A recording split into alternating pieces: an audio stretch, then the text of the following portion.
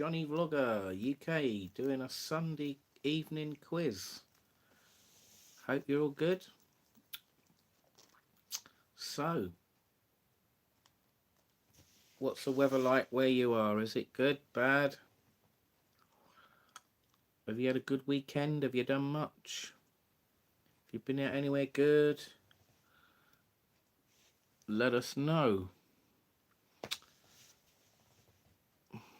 Come and say hi if you're in the background. Don't be shy. So we got 20 questions lined up. We got TV and film, food and drink, science and nature, and places. JBM. Hello, JBM. Ryanair might be banned from the UK. Why is that then? What's this? Breaking news? Can you do a warm-up question? Can I do a warm-up question? I could do. If you hang on a minute.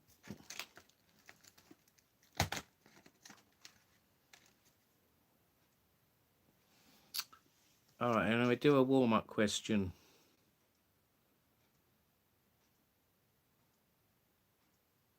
Rowan Atkinson's first film first came to prominence in which comedy sketch show? There you go. Rowan Atkinson first came to prominence in which comedy sketch show? There's a little warm-up question for you. It's not the quiz, though.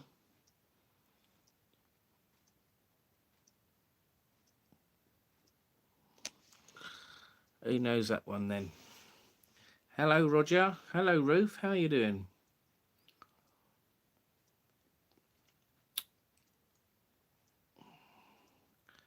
Vote for the Tories and you'll find out.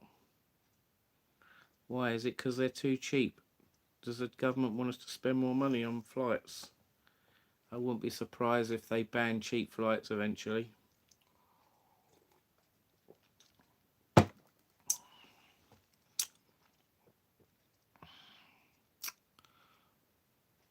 No idea. Right, so we've got a few clues. Mr. Bean. Mr. Bean. No, it wasn't Mr. Bean. It was not the 9 o'clock news. It was not the 9 o'clock news where Rowan Atkinson first came to prominence in comedy TV shows. So there you go. So that's just a little teaser. That's nothing to do with the quiz, though. So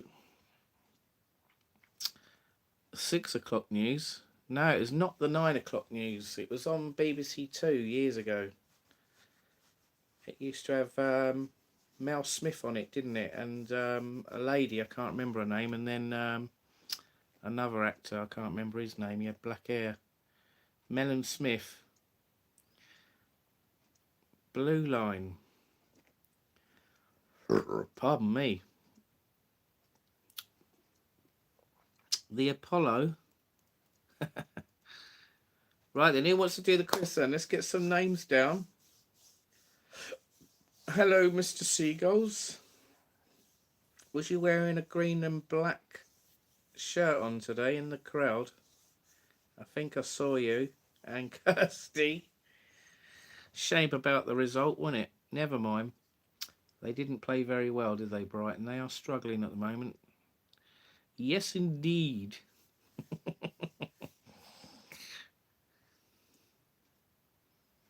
Which famous BBC News presenter got axed and is now in jail? I don't know that. Who's that then, JBM? Yes, I was. Okay.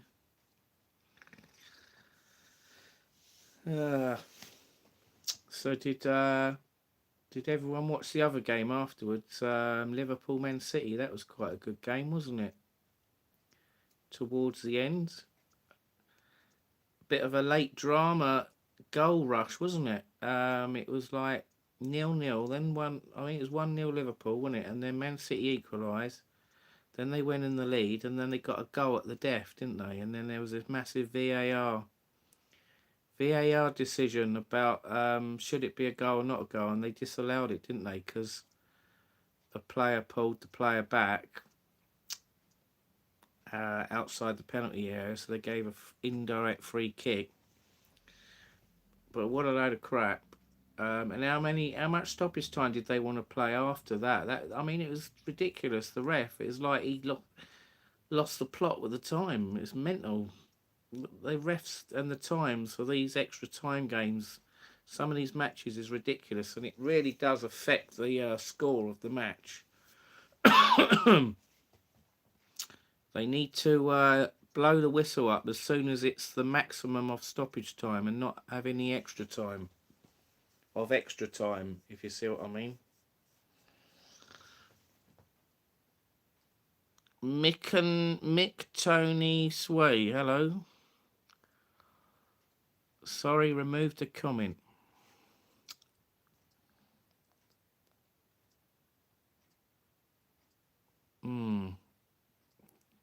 Good idea, Roger, doing that.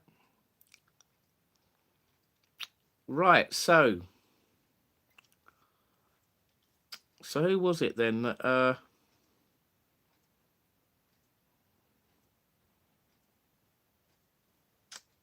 who was it then, JBM? Right, who wants to do the quiz then? Let's get some names down.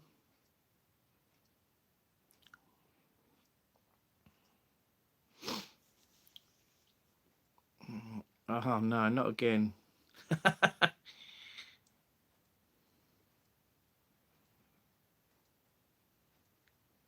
When will the Sun In vlog and the walk around the Sunset Bay complex be out? Well, I'll try this week, okay? I haven't had time today, I'm afraid. I got up late and watched the football all afternoon.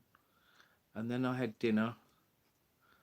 Then I've just been watching TikTok, stuff on TikTok. I've done a couple of videos on TikTok. I've done my first cartoon picture of me. So if you want to see the cartoon picture of me, you have to go on TikTok, Johnny Vlogger. Hello, Gerald Boyd. Hugh Edwards. Oh, right, yes, that sounds right. Hugh Edwards, yes. Next time when you're back in Tenerife, I'd like you to do an edited vlog and a live stream at the Sun Inn and get my friend Maria on and get her to say hello to you, Reese. Right, okay. Yeah, I'll try. Yo, bro, remember me? I'm a Peter. Oh, God. Very funny. Can you put the Sun In vlog and the walk around the sunset? Yeah, okay, all right. No more. Don't keep going on about it anymore, though, Reese. It does get a bit annoying. I think you're doing it on a lot of YouTube channels. I don't know why. But I'm sure YouTubers will film it if they want to. And if they don't want to do it, then they won't do it. Gordon Brown Stan account. Can you put me down? Yes. Is that Jordina, isn't it? Hello, Jordina.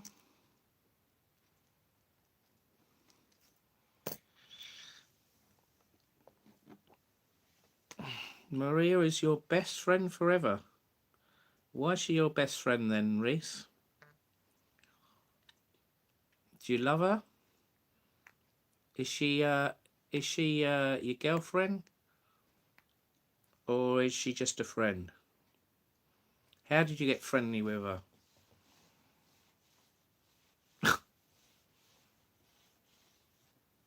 Right, anyone else doing the quiz then? Roger? Gerald Boyd? Is Ian Fraser around? JBM, are you going to have a go?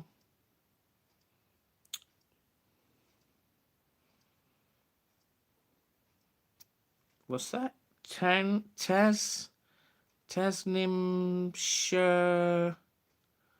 Sharif Mardi. Am I a veteran? No.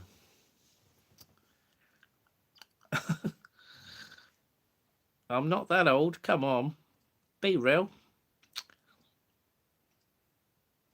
Ak, ak, ak, Nahum. However you pronounce that. Hello, Teddy Sheringham here. Really? Oh dear.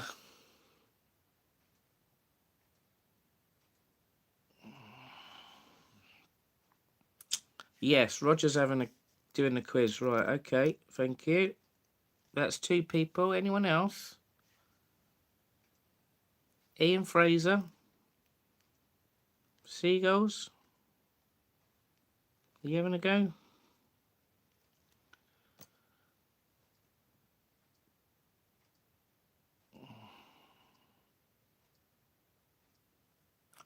Use a C3 F4B. Yeah, I don't know what you're doing, but behave and be normal, otherwise you're going to get hidden and timed out. Seagulls is having a go. Right, so we got 4 people.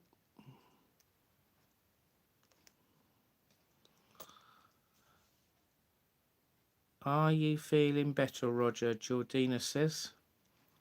Do you ever get an itch that's left in one place, but the actual source or relief point of the itch is somewhere else entirely, but you have to find where it is? I guess we do get itches sometimes on our body, don't we? And we look and there's nothing there, and then you think, oh, it must have been from somewhere else.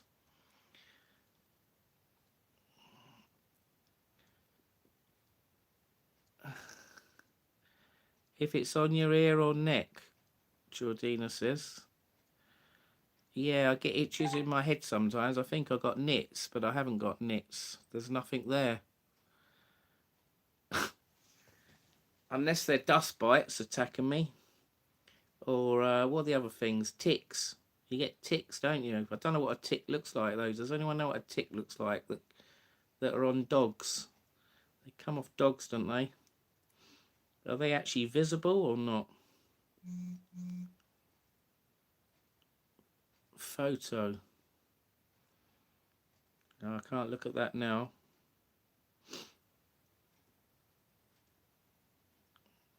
Right then, so we got Jordina, Roger, Ian Fraser, Seagulls. We need 2 more people. 2 more people to start the quiz. Come on, who's going to do the quiz?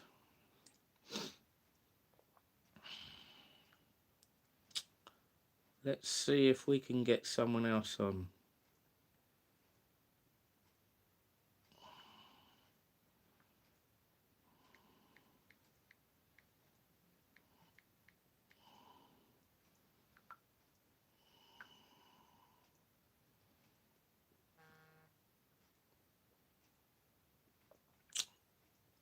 Paul Freeman. Hello, Paul Freeman. You'll have a go. Right, that's very kind of you. I'll write your name down then. Paul.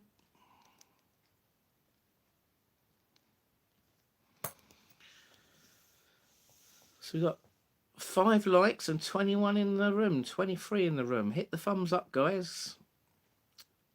We're going to start the quiz in a few minutes. I've got all the questions ready. We've got 20 questions. You get 30 seconds to answer each question. It's free to play.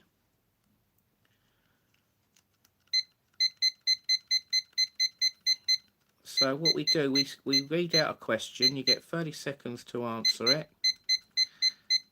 And then when the time's up, we go through everyone's answers. And I'll reveal the answer, go through everyone's answers. You get a point for each correct answer. And at the end of the quiz, we repeat the same procedure each question up to the end. If it's a tie heat, then we do a few extra questions until there's an outright winner. And Tick looks like a round thing with curved legs. They're disgusting, disgusting critters. A round thing. Oh, I can't say I can picture what a tick looks like. I'll have to Google it. I know what fleas look like, and bed bugs. I've had bad experiences with fleas when I used to have cats. Dogs get them as well, don't they? And in the last couple of years, I've gone to a few horrible places to sleep on holiday, and unfortunately, some of these places had bed bugs in them, which was horrible as well, which I've never ever had before in my life. So, apart from I had some in my home once years ago. I bought this dodgy headboard at a car boot, and I think after about a month I started itching, and I was waking up in the night going, "Why am I itching?" And then I turned the light on, and there was all these bugs crawling over the headboard near my pillow, and I was like, "What the f?" And I had to throw the thing away, and I almost threw my bed away, but I managed to kill them all. I kept doing regular checks, like 2 or 3 times a day. They were hidden in the frame of the bed, and the headboard got thrown away, and then eventually I didn't see any, and then I was all right. But it could have been worse. If they'd have spread really bad, then I would have had to got my house property fumigated. But luckily I didn't have to do that. Batman, hello. Are you any better? Always clean and wash things that are pre-owned, Johnny. Just tuned in. I got Lyme disease from a tick. Lyme disease? What's that then? Lyme disease? I've never heard of that.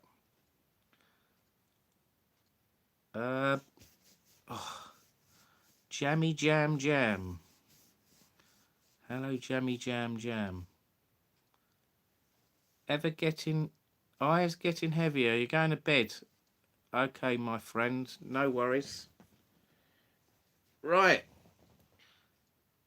Hello. Oh, we've got Denise Brown in the room. Hello. Are you up for the quiz? Is your friend Julie around? That'll get the numbers up. Never buy furniture from second-hand shop or charity shops, B. Landon says.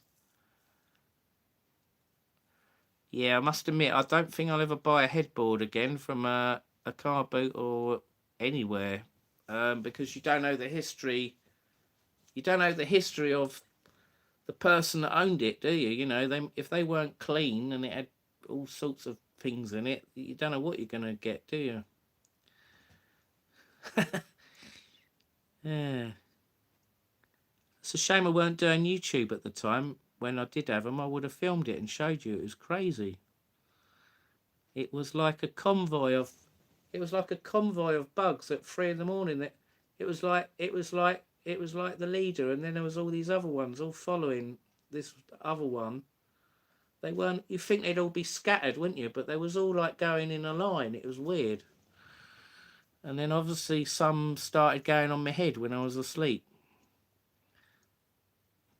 Not 100% recovered, but I'm okay as long as I don't get run down. Bugs, Nemitos, hello. Dinner queue, mate. There is D. There is D. What's that little funny sign there, Roger, by your shield? It's like a something and an A. What does that mean? You can get cockroaches from second-hand stores. Yeah.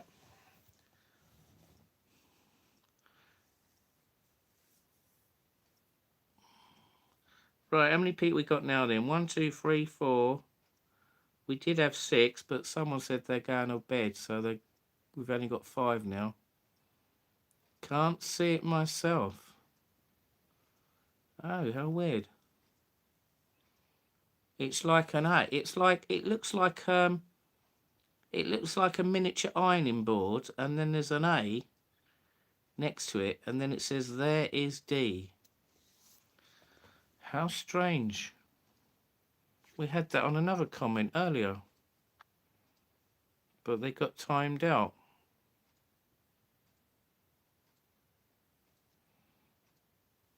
Julie is busy with her cats having kittens.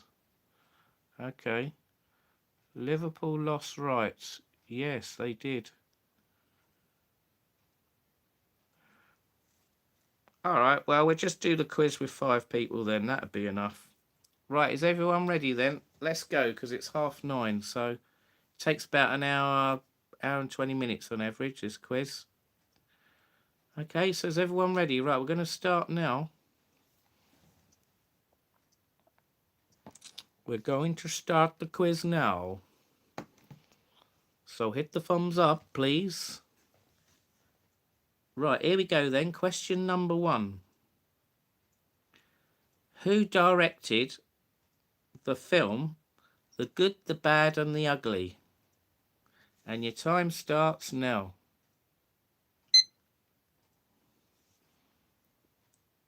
I did buy a new bed and headboard, Batman. Yeah, I didn't take any more chances. Bugger that. So question number 1: who directed the film The Good, the Bad and the Ugly? Get your answers in, quick, quick, chop, chop. 10 seconds.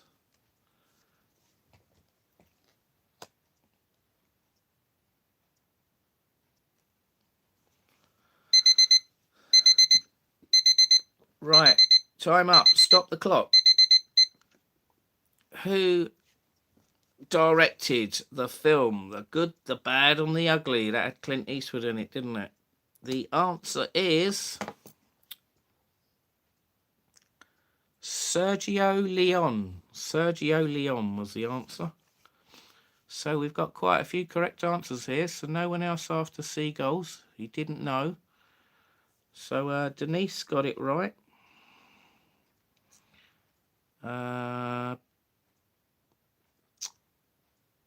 Nemitos is having a go. Right. Nemitos. I'll put your name down then. Yep, Nemitos got it right. Fair Z got it right. Roger Ian Fraser got it right. Did Jordina get it right? You did get it right, didn't you? You got it right first, so well done. Right, well done, everyone. Everyone got it right except Seagulls. Unlucky Seagulls. Right. Okay, then. Moving on, then. Question number 2. Oh, does right. Out if I have the questions in front of me. Right, question number 2, guys. Which couple famously cheated on Who Wants to Be a Millionaire? Do you remember that? Which couple famously cheated on Who Wants to Be a Millionaire? And your time starts now. That's question number 2. I think they was doing a bit of... Do you remember that? Oh, dear.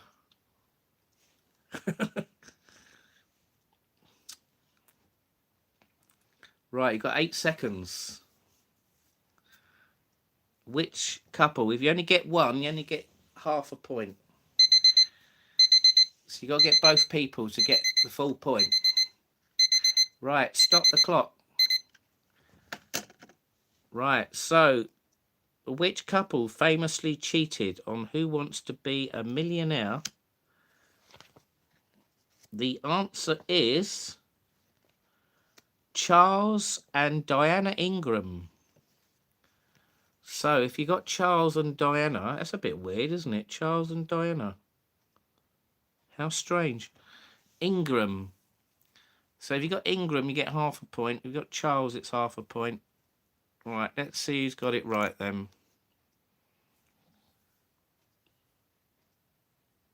We got... Denise put Charles. So that's half.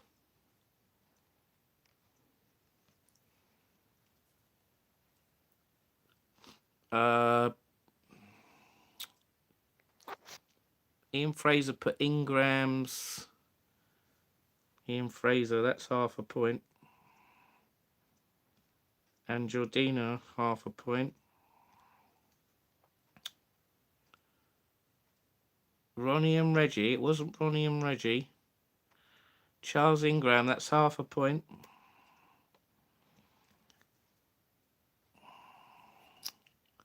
Nemitos, Ingrams, lots of people only put in Ingrams or Charles. So that's half a point.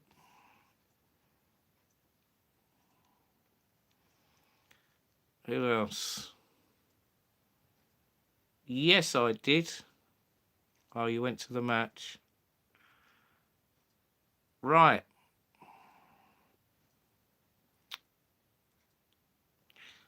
Patriots, even if I prefer Seahawks. Did Brighton win? There was a lot of police in and horses in Brighton today. Charles and Diana. Oh, lordy. I put both, Denise said. Where have you put both of them? Ingram's Charles. No, that's the surname Ingrams. You've got to put Charles and Diana. Charles and Diana Ingram to get the full point. So lots of people only get half. No, Denise was a very S game. Dude. Yeah, it was boring. I watched it on TV. I must admit, I fell asleep. I think by the end of the first half, I went, do you know what? I'm not watching any more of this for a while. And I started fixing my kitchen floor in the kitchen, putting it all back because I had a water leak and I had to strip it all up. So I started putting that back, and then I just watched it every now and then I saw the goal, and it was like, oh no. And then I watched a bit more, and then I gave up. Never mind. Yeah, you got half a point. Right, so everyone got half a point. No one got the full point. Because no one got Diana in it. We only put Charles or Ingram. Never mind. Well, at least everyone, well, most people got half a point. So well done. Right, question number 3 then. Which stirring Alan Parker film is about an American who is caught for drug smuggling and thrown into a Turkish prison? Which stirring Alan Parker film is about an American who is caught for drug smuggling and thrown into a Turkish prison? That's question number 3, and your time starts now.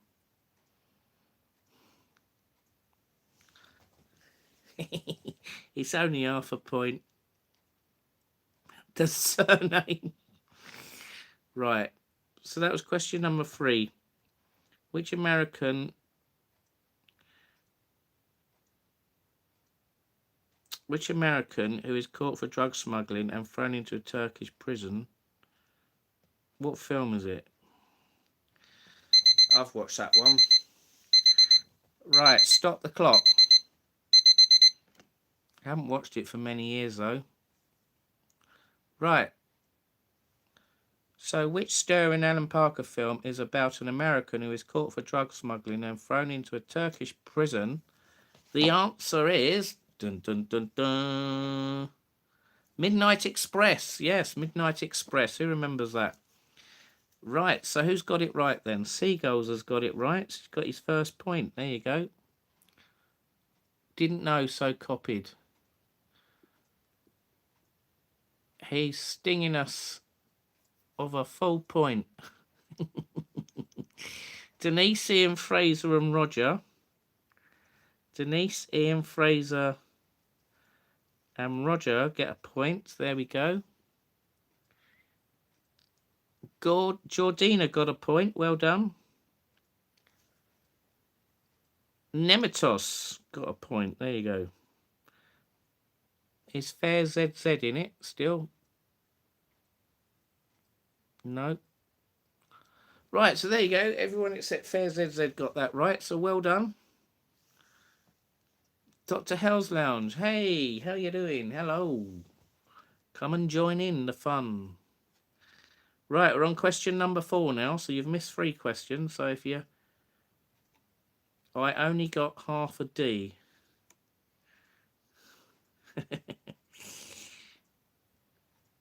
Gordon Brown Stan account. Hello.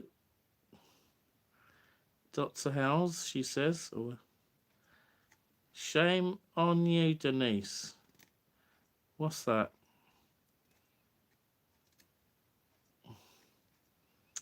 Right, question number 4 then. How was Dr. Richard Kimball also known? How was Dr. Richard Kimball also known? And your time starts now.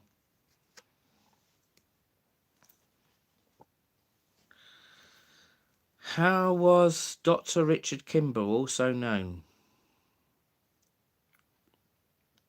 Question number 4. So it would have been in a TV program or a film. Who's going to get that one right?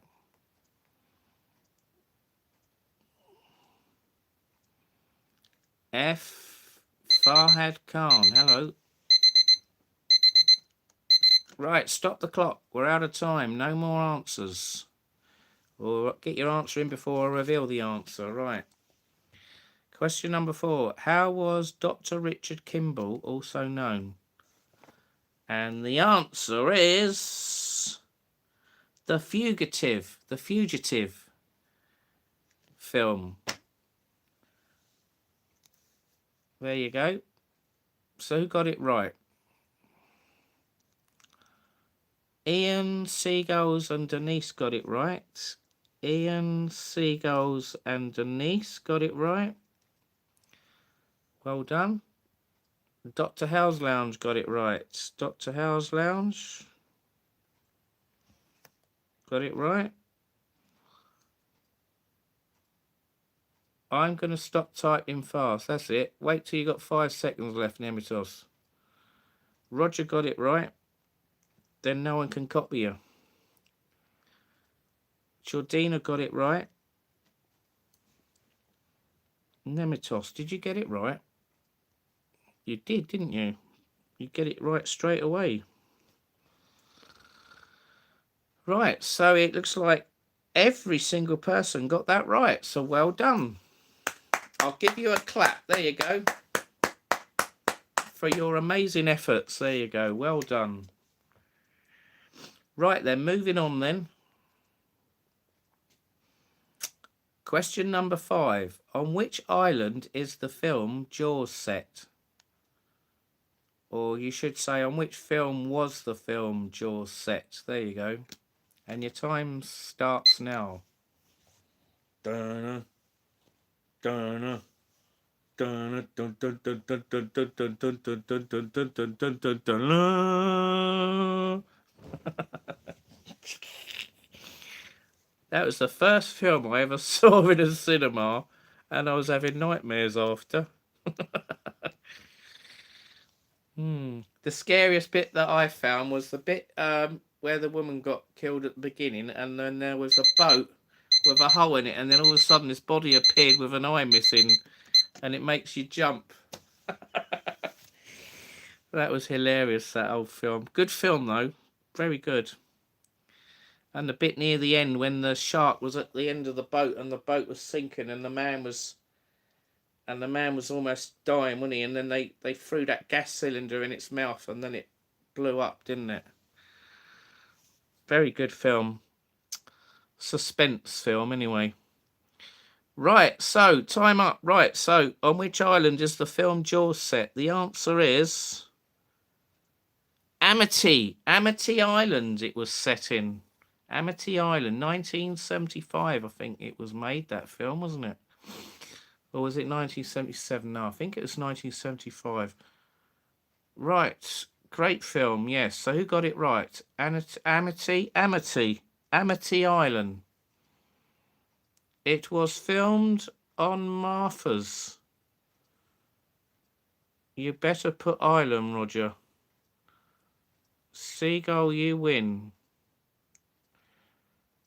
Jaws is my favourite movie, Jordina says. Ian Fraser's got it right. Jordina's got it right. Denise has got it right. Anyone else? Shark Bay, Australia. It wasn't Shark Bay, Australia. That was probably on another one. Dr. Howe's Lounge and Roger got it right.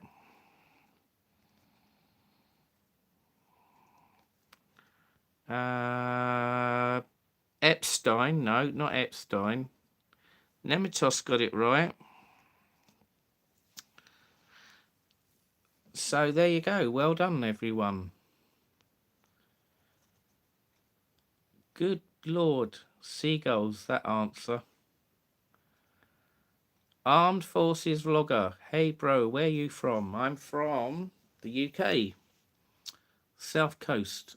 Eastbourne, Brighton area. Oggy, oggy, oggy. Og, og, og. That's it. Matchmakers.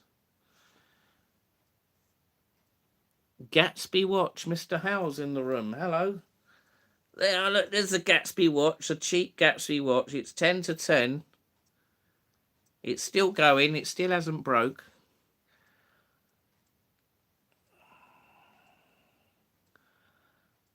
I'm in Leeds, Matchmakers says. Hello from Leeds. Honey Pie, hello. Hi, Uncle. How's Royal Enfield bikes in UK? Is they good there? Armed Forces Vlogger says.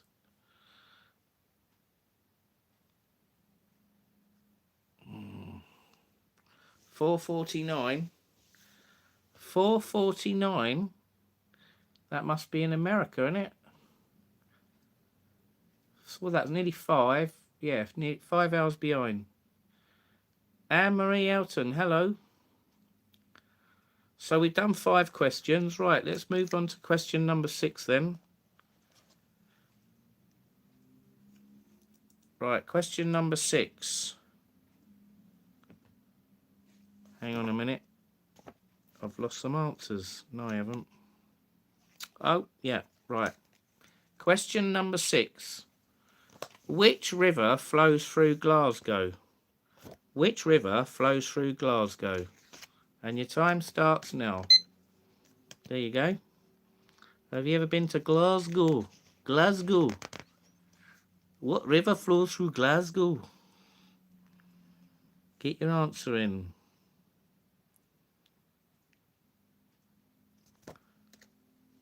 So that's question number 6.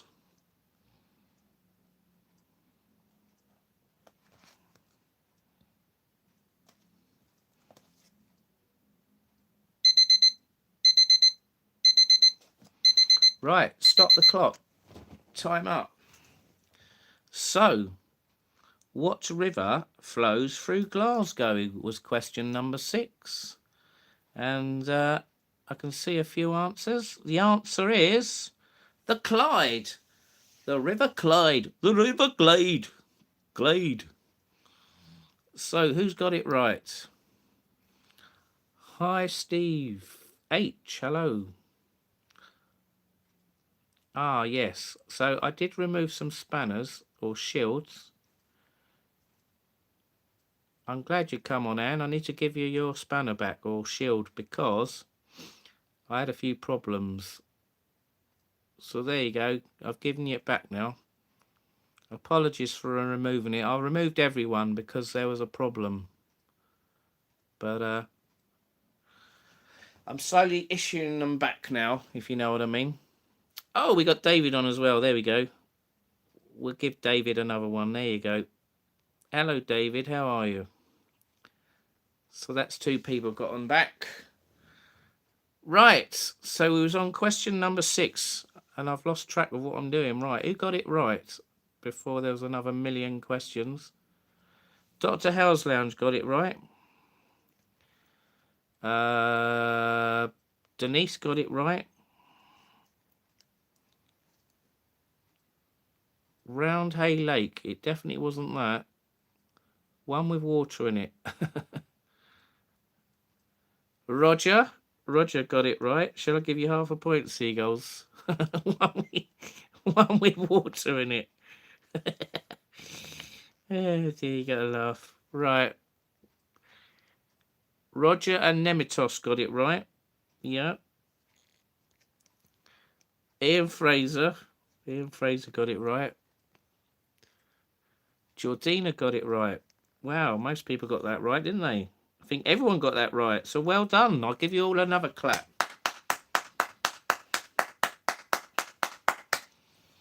Well done, everyone. Right, so I can't read all the comments, guys. I'll try and read the odd one.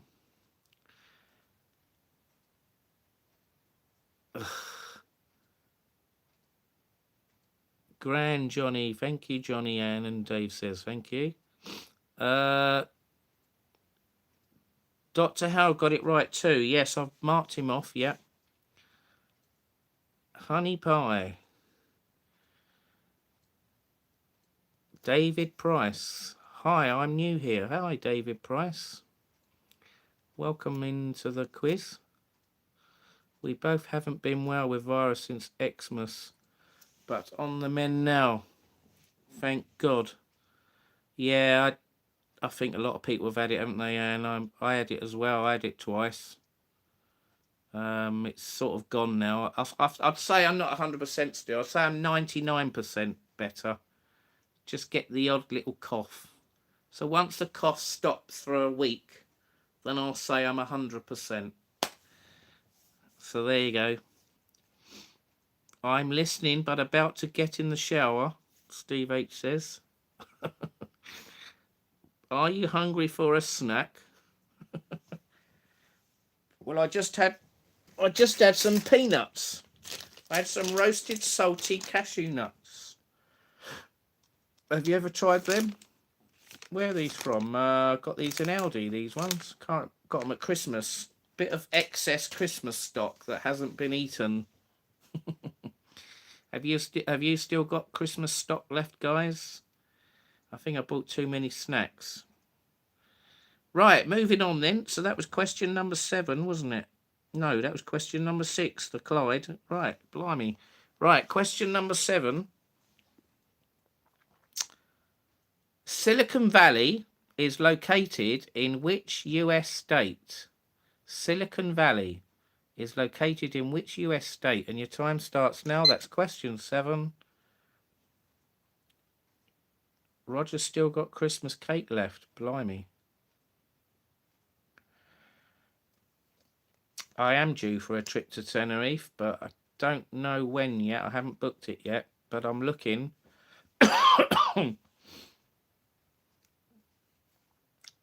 would probably say I'm going to go in April. That's probably when I'm going to go. But I haven't booked it yet.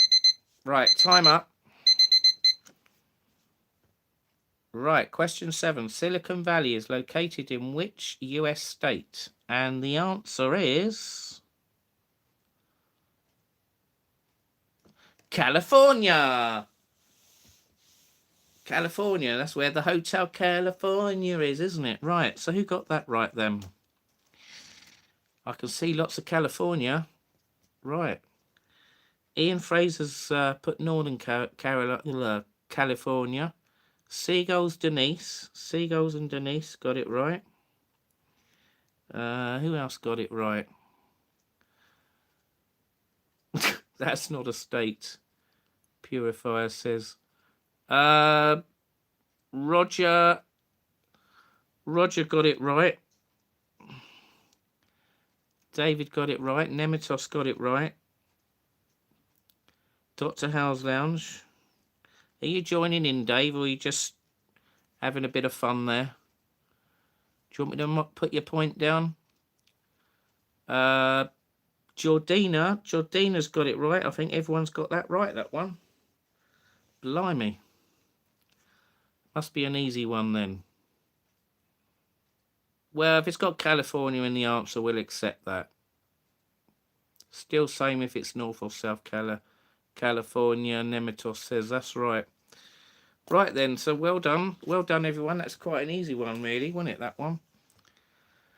Makes a change. We normally get some difficult questions, don't we, on this quiz? Some of these questions.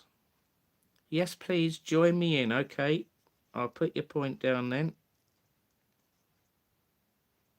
There we go. So you got 1 point. Right, question number 8. Well done, everyone then. Everyone got that right again. Well done. Question number 8. In which German city does the Oktoberfest beer festival take place? In which German city does the Oktober Beer festival take place? And your time starts now. It's funny enough, I went to Malaga and they had an October Beer Fest in,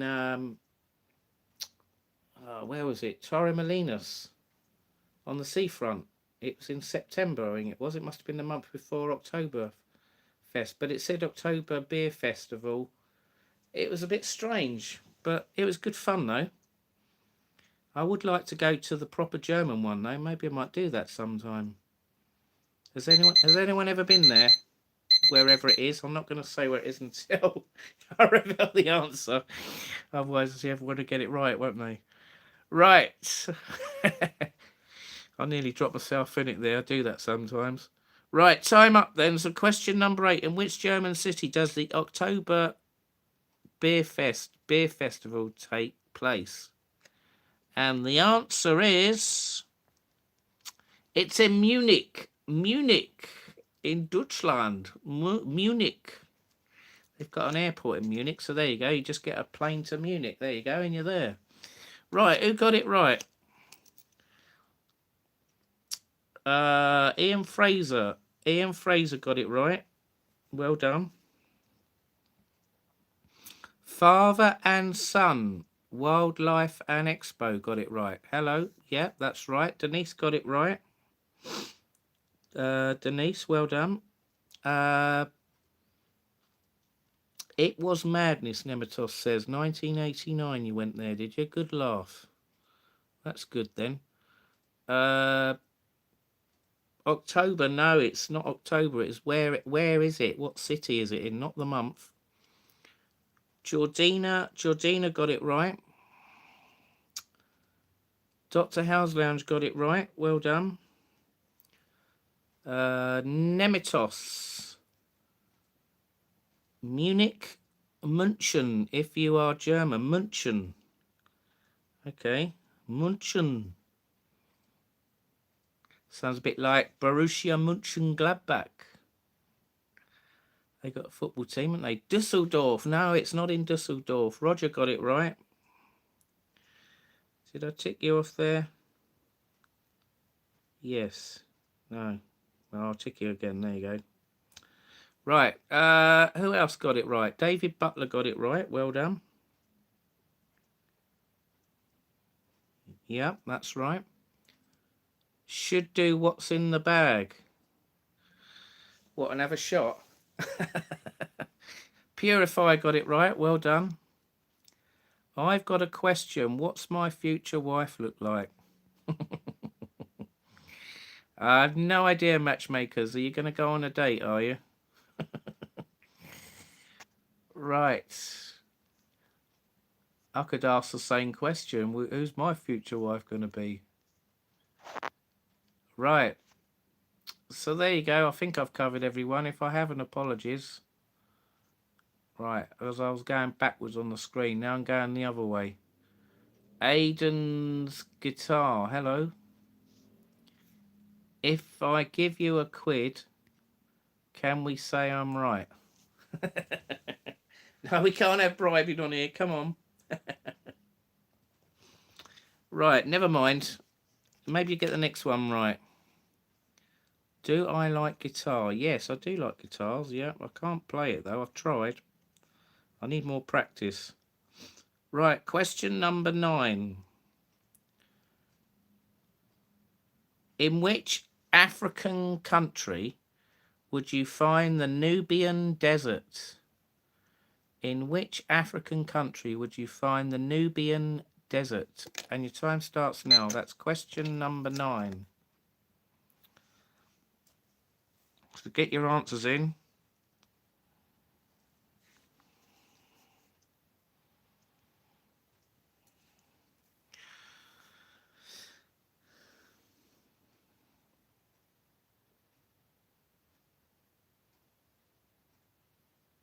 No, because Africa's got lots of different countries. So which African country is the Nubian Desert in?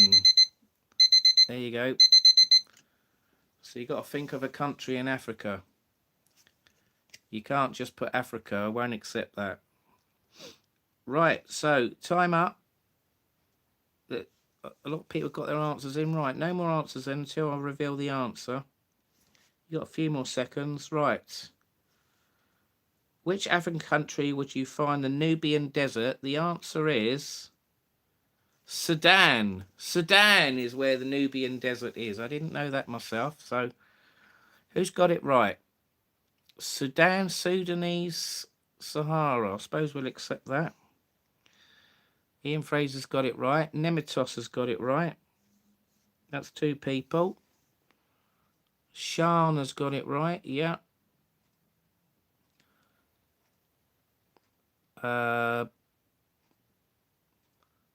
David Butler's got it right. Well done.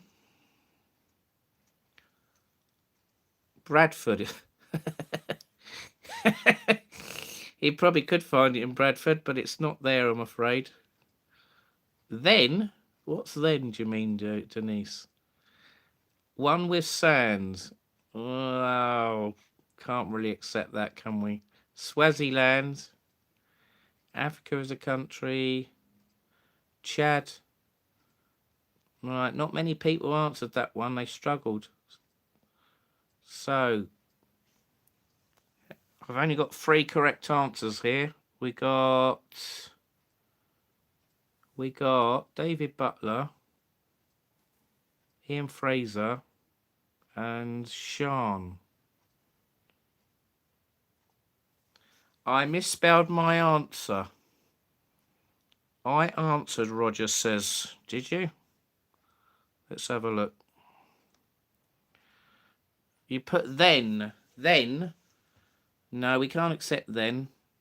Unless that's another name for the country. We're going to have to do a VAR. We're going to have to do a VAR, aren't we? Otherwise it's going to be controversial. Right, we'll do a quick VAR then.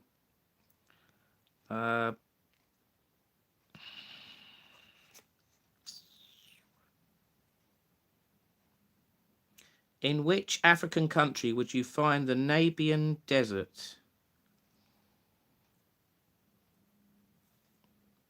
It hasn't read it properly. I'll start again. In which African country would you find the Nubian Desert?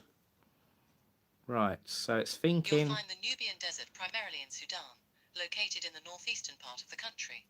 It's situated between the Nile River and the Sudan. Red Sea, and it also extends into southern parts of Egypt. It's between the Nile River and the Red Sea. There you go. So it's Sudan.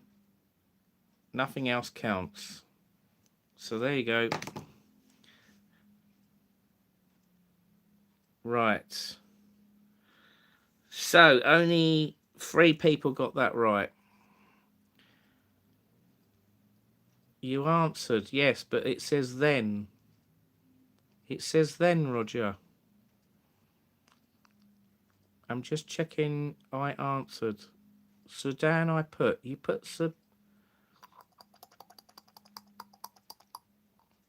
It's saying then here. How strange.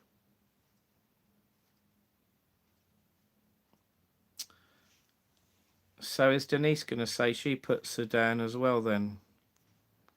I don't know why it's coming up with foreign misspelt.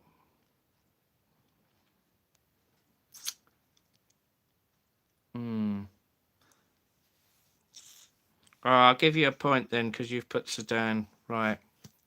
Bit controversial that. Maybe I'll give Denise a point as well because it's not fair otherwise. Right, there you go then. Roger and Denise are giving you a point as well. But no one... That's it. We're moving on now.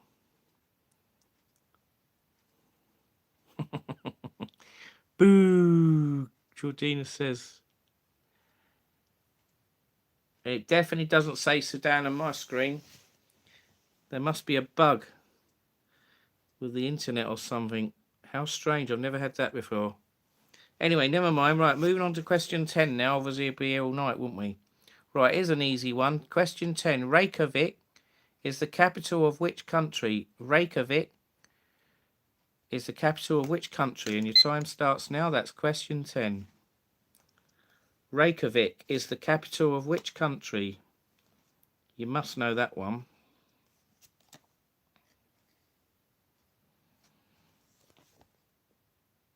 I think everyone's going to get that one right. So we're at the halfway stage. We've got 3 seconds. 3, 2, 1. Stop the clock. Right. So what is the capital? Reykjavik is the capital of which country? Was the question. And the answer has to be Iceland. It's Iceland. So who's got Iceland then? Bruce has got Iceland. Yeah. Seagulls, Ian Fraser. Seagulls, Ian Fraser. Well done. Denise, David Butler and Roger. Denise, David Butler, Roger. Well done. Jordina Nemitos.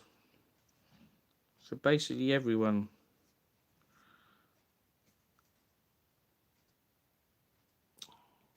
Yeah, so everyone got that right then. Bruce got it right. Well done. I'll give you all a clap. There you go for your efforts. Julie West. Hello, Denise. We have had 2 kittens. We have 2 kittens at the moment. Oh, that's sweet, isn't it? How many do you think you have? 6? 5? 7?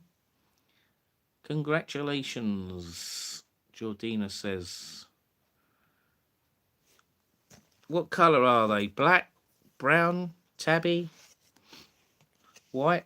Right, so we're moving on now. Question 11. Question number 11. So we're going on to science and nature questions now.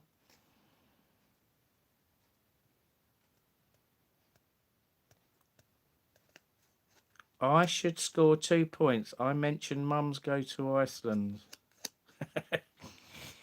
Hope not 8. 8 kittens running around. Black with ginger on the face. Ah, that's sweet. Ha, Denise, not my fault, Seagull says. Hi, Julianne Marie says.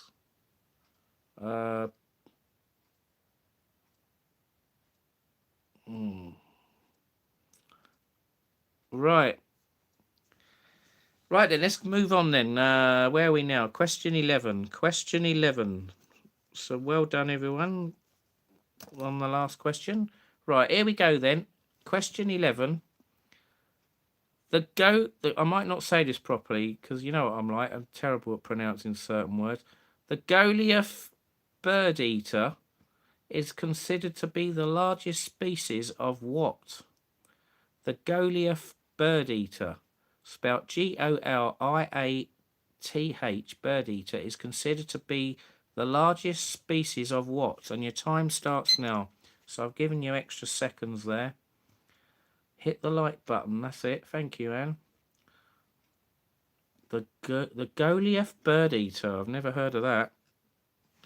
Right, so get your answers in. I've got to find the answer as well in this booklet. Right, quick. Right. So the answer is 3, 2, 1. Stop the clock. We're out of time. So the Goliath bird eater is considered to be the largest species of what? Wow, I didn't know this, but the answer is a spider. Spider. The Goliath bird eater. So there you go. You wouldn't want to be near a Goliath bird-eater spider, would you? I haven't got a clue what they look like. Are they like tarantulas? Maybe I have to Google it. Right, so who's got it right then? We've got Ian Fraser. Ian Fraser, yes, thank you. It's not a hawk. Denise has got it right. That's 2 correct answers. David Butler's got it right. Well done. Who else has got it right? Not birds. Goliath bird eater is the largest spider, Jordina says. So Jordina got it right. That's very clever. Eagle. It's not an eagle. Nemetos. Bird-eating spider. Yes, Nemetos got it right. Well done. Roger got it right. Yeah. Any more spiders? Matchmakers got it right. Yeah, well done. Any more spiders? No, that's it. I wonder what country they're in then. Probably hot countries. Hopefully there's none in the UK, eh? We don't want one of them crawling in their bedrooms, do we? I certainly don't. I put that, just spelt it wrong. What, eagle? How does eagle sound like spider? Oh, come on, seagull. No, we can't give you a point for an eagle. That's a bird. It's got to be spider. Right. Right, so we got 6 correct answers there. So well done to the 6 people that got that right. Unlucky if you didn't get that right. What's all this funny sign coming up next to people's answers? Has anyone else seen this in the comments? It's like an ironing board or like a little picnic table, and then it's got like an A, and then people's answers. I've never seen that before. How strange. Right. Okay, so that was question 11. Question 12. Which animal has the densest fur? Which animal has the densest fur? And your time starts now. That's question 12. Which animal has the densest fur? I think you're just high, Johnny. I'm seeing all funny things in my eyes. That's it, yeah. I'm hallucinating. Must be them nuts I had. They've made me go nuts. Do you get it? Ah. Right, stop the clock. It's all happening, isn't it? Right. Which animal has the densest fur? I bet someone puts my dog or cat. Right. What's the answer then? Apparently, it's a sea otter. A sea otter has the densest fur. So who's got it right? I'll accept otter. Right, Ian Fraser's got it right. Just. Denise Brown's got it right. Well done. Denise is good at this, aren't you? Who else has got it right? My other half, Nemetos says. Hyena. No. Seal. No. Otter. Roger got it right. Yeah. A beaver. A beaver. Isn't that an otter? I can't remember. Sort of, isn't it? Hang on a minute. I'll have to check. I have to double check.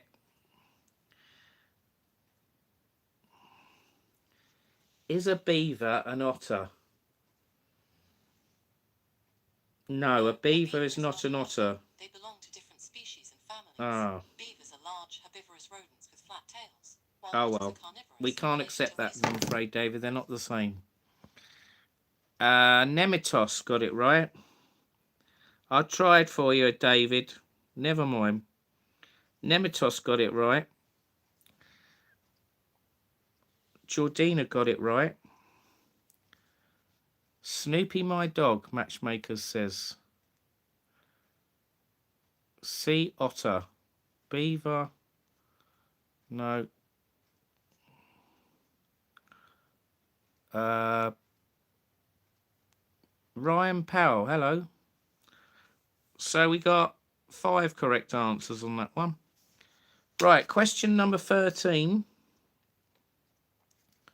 Question 13.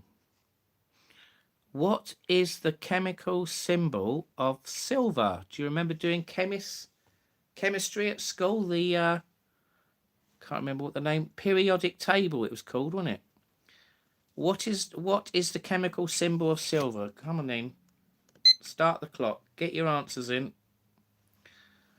I must admit, I can't remember what it is now. I used to know that all the metal elements and that.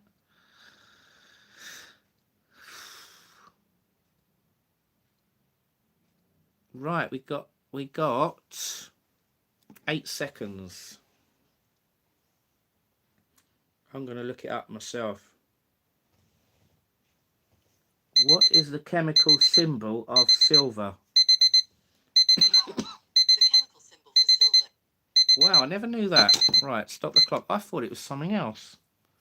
Right, so what is the chemical symbol of silver? The answer is AT. Surprised they don't call it ET. I thought it was something else. How weird. Maybe they didn't have silver on the table. Surely it used to be something else. It couldn't have been AT. Can't be AT. Boy, have they changed it? Right. Right, who's got it right then? Nemitos, Ian Fraser and Roger. Nemitos, Ian Fraser and Roger got it right.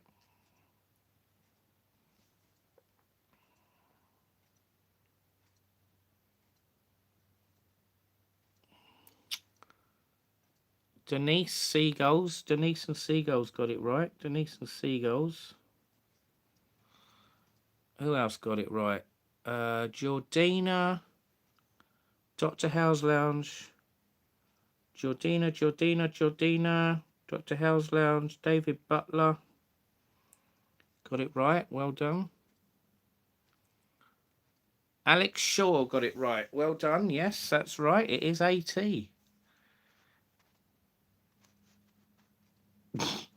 So well done. I think everyone got that right. We got maximum answers. 1, 2, 3, 4, 5, 6, 7. We got 8 correct answers. There you go. And a couple of other ones as well. AT. AT is the answer.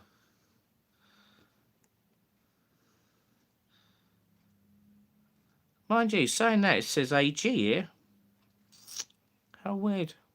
Hang on a minute. Let's check on the thing. I haven't checked on the thing, have I? 242. It's AG. Oh, no. I've made a boo-boo. Uh-oh. Why is everyone putting AT? AT or AG, it says here. Oh, well, I'll accept AT then, but it says it's AG. I didn't notice that. How stupid of me. Good job it's both then, isn't it? Right, otherwise that would have caused a lot of big uproar, wouldn't it? It's meant to be AG, Denise says. We all said AG. That is weird, because in my comments I'm getting a load of ATs. Someone must be hacking my comments. They gotta be. How weird. Very strange. I've never had this before. The quizzer can't quiz. I know I'm looking silly, but believe me, if you saw my screen, it says AT. And it's got like a funny little sign next to it. It's like someone's overwriting people's comments. Let's hope this doesn't keep happening. Right, we'll move on to the next question then. Question 14. Which type of cloud formation occurs at the highest altitude? Yeah, that's right, Roger. Which type of cloud formation occurs at the highest altitude? And your time starts now. I don't think I've ever had this problem before. I don't know why it's doing this. Very strange. Right. Someone's out to spoil the fun, aren't they? Right, so question 14. What type of cloud formation occurs at the highest altitude? So we're nearly out of time. Get your answers in. Right, stop the clock. Right. So what type of cloud formation occurs at the highest altitude? The answer is cirrus. Cirrus. And now it's saying circus. Oh dear. Cirrus.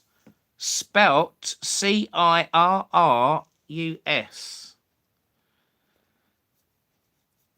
Right, let's have a look at the answers. We're getting circus, curious, circus, circus. So, someone must be overwriting people's answers. Sirius, Dr. House Lounge has got it right.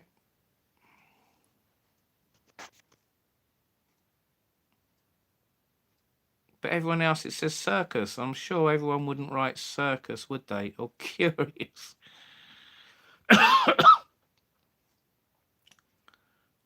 You're all wrong, Matchmaker says.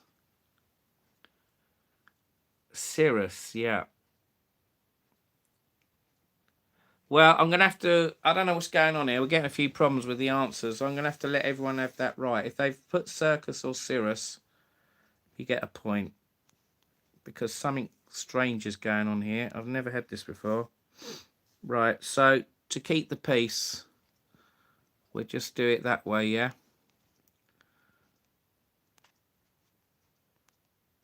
So, Jordina's got it right. Denise has got it right. Redor's Comfort has got it right. Ian Fraser. Denise, you've already put it down, right? Ian Fraser.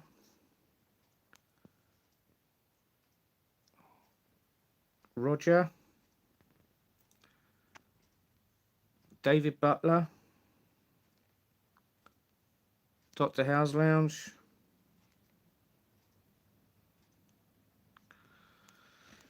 It's not cumulus. I know that's a high cloud, isn't it? That's a thundercloud. Cirrus is the answer.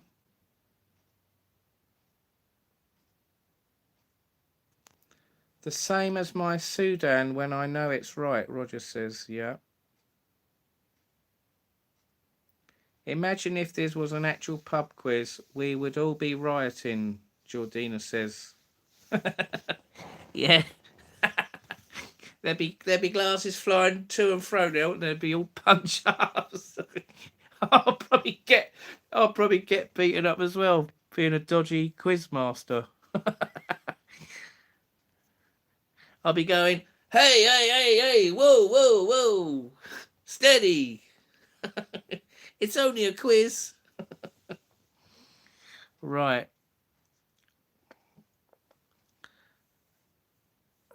Right, did Seagulls get it right? David got it right. Denise says she spelt it wrong twice. Fair enough. Right, let's look at... Yeah, David Butler's, it does actually say circus. How weird. Very strange. It's a bit like when we've done quizzes before and people saying they're getting the answers before the question. We've had that before, haven't we? We do get some funny events happening on some of these quizzes, don't we? Never mind. Right, well, I've got... what about Nemitos? Did Nemitos get it right? Sorry, I'm having to double check or even triple check people's answers here because of these weird answers we're getting. Apologies, guys. It's delaying the quiz a bit, but we got to get it right, haven't we? Right. Right, okay. We got there in the end. Right, let's move on then. Question number 15 now. Who's been timed out? What, Nemitos? Why has he been timed out? Can someone time him out, please? Anne, can you oh, it was only 10 seconds. Right. Question 15 then. Here we go. Which is the fastest bird in the world, reaching speeds of 200 miles an hour in a stoop? And your time starts now. I'll repeat the question. Number 15. Which is the fastest bird in the world, reaching speeds of 200 miles an hour in a stoop? Right, there you go. Get your answers in.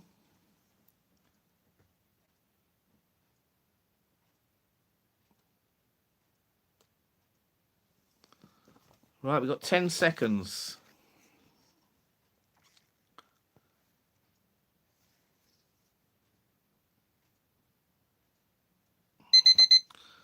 Right, time up. Stop the clock.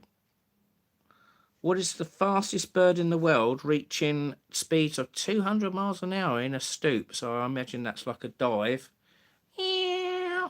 Bloody hell, 200 miles an hour for a bird. That's incredible, isn't it? I didn't know they could go that fast, did you? Well, the answer is, I might pronounce it wrong, peregrine falcon. Peregrine falcon, it says here. We'll accept falcon. There you go. Falcon.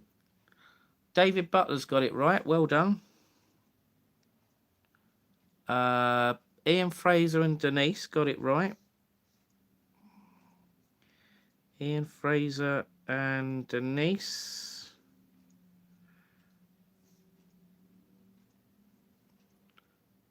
Who else got it right? Dr. House Lounge got it right. Roger. One running away from me.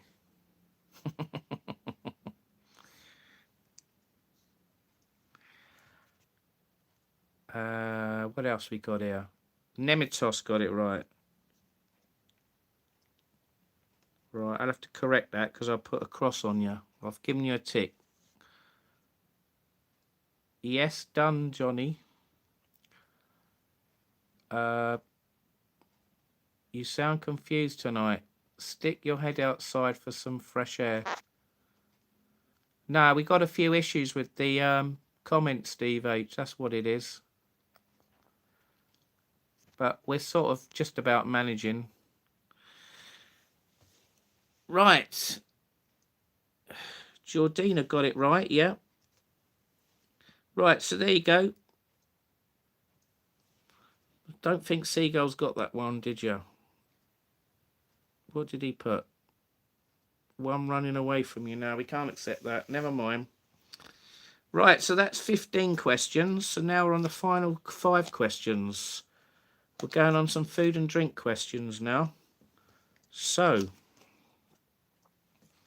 here we go. Question number 16.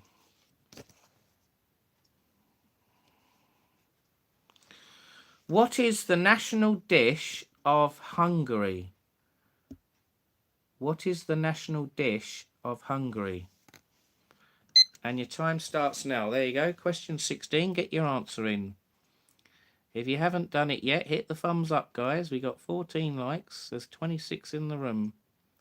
Hit the subscribe if you're new watching in the background. It's Johnny Vlogger UK. It's free. Be much appreciated. I have restarted another channel on mine now. It's called Johnny Vlogger Fix It, where I fix things. So I'm going to start doing fix videos, fixing things on a separate channel. So look out for that. It used to be called Johnny Vlogger, and it's been called other names, John Martin UK and all sorts of names. I keep changing it, but I've decided to call that channel Johnny Vlogger Fix It. So there you go. So we'll be trying to get probably one video out, maybe 2 a week out on that one, and then all the other videos will be on this channel and the lives. Right, time up. Right, who got that one right then? Question number 16. What is the national dish of Hungary? The answer is pronouncing my apologies for my pronunciations. Goulash. Goulash is the national dish of Hungary. Who got it right? I can see a goulash there. Who's got that? It was Seagulls. Well done, Seagulls. I didn't know you knew that. Denise got it right. Well done. How did you know that one then, Seagulls? Have you been in a Hungarian restaurant? Ian Fraser, David Butler got it right. Who else got it right? Jordina Nemitos. Jordina and Nemitos got it right. Who else got it right? Roger, Dr. House Lounge. So that means everyone got it right then. Yep, everyone got that one right. So well done. Excellent stuff. Well done. Right. This quiz is fixes, Ian Fraser says. What am I fixing? I'm just gonna mainly do DIY and cars. There you go. And maybe some electronic stuff like phones, because I do a few repairs like screens and battery changes and bits and bobs. You know, I like doing. I like mucking around fixing things if I can. So there you go. Right, well done. All right, that's it. Right, fix my brain. Okay, Steve H. I'll just come to my house. I'll get the chainsaw. A few pair of tweezers and pliers. I'll get a big bundle of spaghetti bolognese and a few wires and mash it all in.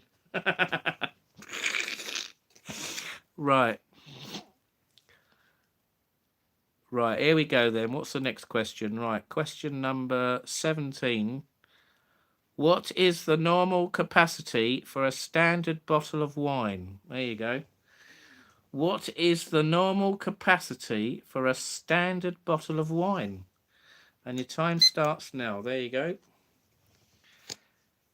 I wonder if it's what I'm thinking. Get your answers in then. This is going to be controversial. What is the normal capacity for a standard bottle of wine? Well, all you wine lovers out there should know this question, shouldn't you? I'm not a wine lover. I had a bottle of Bucks Fizz last night. Is that the same as a bottle of wine? Maybe I'll go and check it in a minute. Right, time up. What is the normal capacity for a standard bottle of wine? The answer is 75 centilitres. So 75 CL is what we're looking for. I can see lots of 75s on the screen. Right. So David Butler got it right. Well done.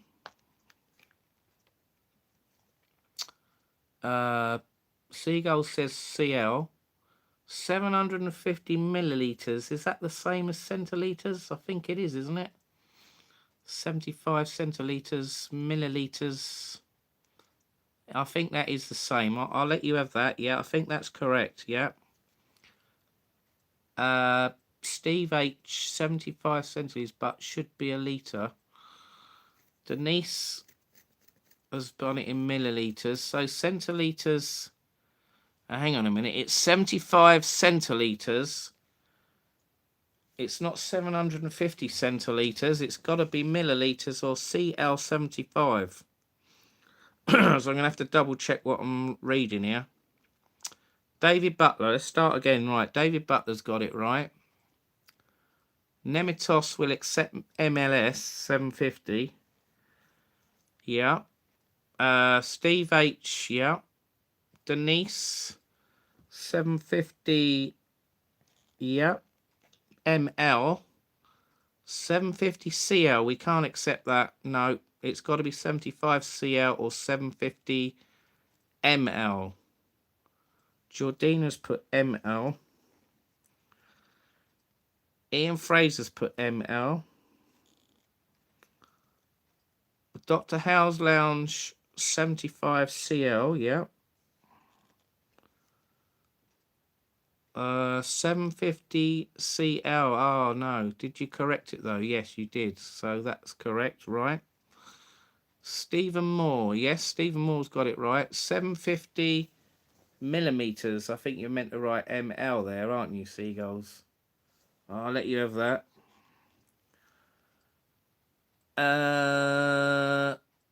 Fixed screens on phone make loads of dosh. They can do, yeah, if you know how to do them properly. Otherwise, you could break the screen and have to order another one, and then you'd be out of pocket. Winner has to go naked live, Matchmaker says. Right, I'm going back down the list again now. We do love our wine, Anne says. Yes, I think I see you drink wine a lot, Anne, from memory, yes. I'll have to try some more wines. I don't drink many wines. It's meant to be good for you, isn't it? Right. Right, so there you go. Yeah, I've gone through the answers. Right, so well done then if you got that one right. Hate wine, Roger says. Right, we're on question 18 now. We're nearly there. Question 18. I'm trying to think if we might have had these questions before. Which vegetable is also called Japanese horseradish? Which vegetable is also called Japanese horseradish? And your time starts now. Wine is good for you. Yes. Right, get your answers in then. What vegetable is also called Japanese horseradish?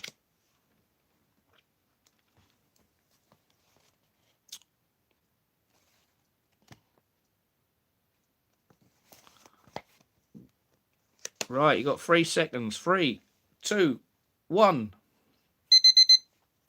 Stop the clock. Time up.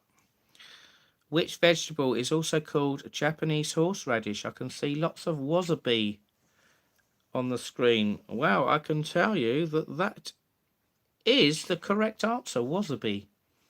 So, who's got it right? We got Ian, Seagulls and Roger. Ian, Seagulls and Roger has got it right.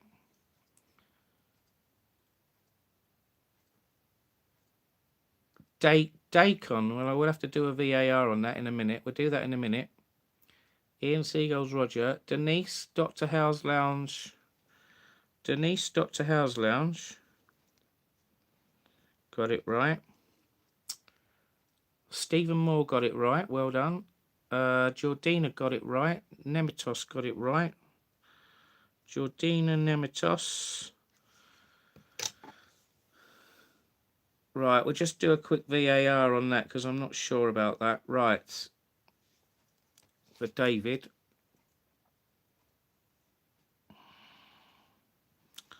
Which vegetable is also called Japanese horseradish?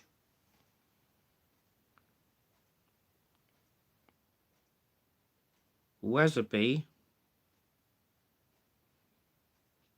Wasabi is commonly called Japanese horseradish.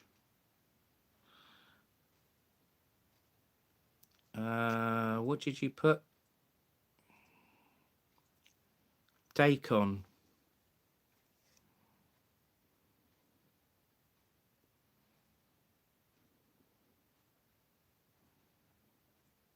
Is daikon Japanese horseradish?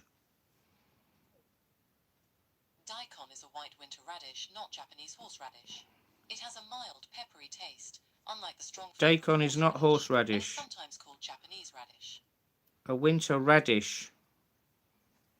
Ah, very close, David, but that's not quite the answer, I'm afraid. Good try, but that's not quite right. Never mind. Right, so I can't give you a point for that one, I'm afraid. Right, next question then. Question 19. Question 19. Good try, though. Question 19. What is the light pastry dough used to make profiteroles? called? What is the light pastry dough used to make profiteroles called? And your time starts now. I'll repeat the question. What is the light pastry dough used to make profiteroles called? Get your answers in.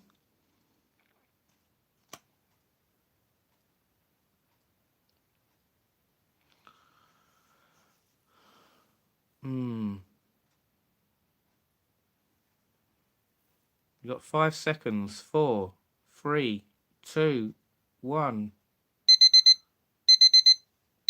Stop the clock. Someone must be hacking all the moderators. All the moderators' answers seem to be different. Very strange. Right, so what is the light pastry dough used to make profiteroles called? The answer is choux. Choux, which is like a French word. C-H-O-U-X. Choux. Ah, David Buckler has got it right. Got it in just in time. There you go. So choux. Stephen Moore got it right. Roger got it right. Stephen Moore got it right. That's 3 correct answers. Philo pastry. No, we can't accept that. Nemitos has got it right.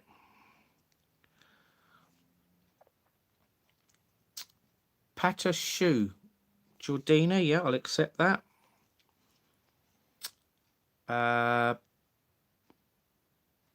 Then we got row. We got row from Denise and Seagulls. Don't know what that is meant to be. Row. It says like a little sign. This funny sign that we've been getting all night. And then R-O-W. Someone hacked Seagulls and Denise's answer. This is very strange. I don't know what's going on here. Very strange. So, Denise, how did you write your answer? And Seagulls, come on, be honest. How did you write your answer?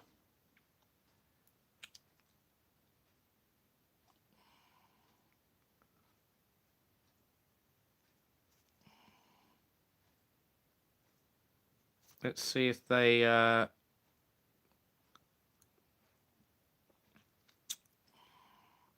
row. Ah, it's coming up the same. Same here, Johnny boy. Seagull says, I don't know if I can give you a point for that. That's controversial, isn't it? Very controversial. What do you reckon? What do you reckon, everyone else? Shall we give them a point or not a point? I'll let the viewers decide. There you go. I'm keeping out here. Right. It says Philo on my screen. A point, Nemitos says. Come on, what do you think? Shall I let Denise and Seagulls have a point?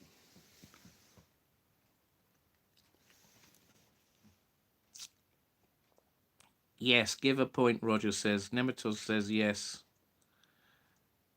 No point. No point, Denise says. You don't want a point. Okay, then I won't give you a point then. Flip a coin. Yeah, there you go. That's a good idea. I haven't got a... Hang on a minute. I have to see if I've got a coin in my wallet. My thick wallet. It's very rare I use coins these days. I just ordered a Concord 50p piece off the Westminster coin collection. Right, let's flip a coin then. Heads. Heads is going to be... Yes. Heads for a point, tails no point. Right, here we go then. Heads for a point. And it's tails. Oh, it's tails. So you don't get a point. There you go. I did try. I did try.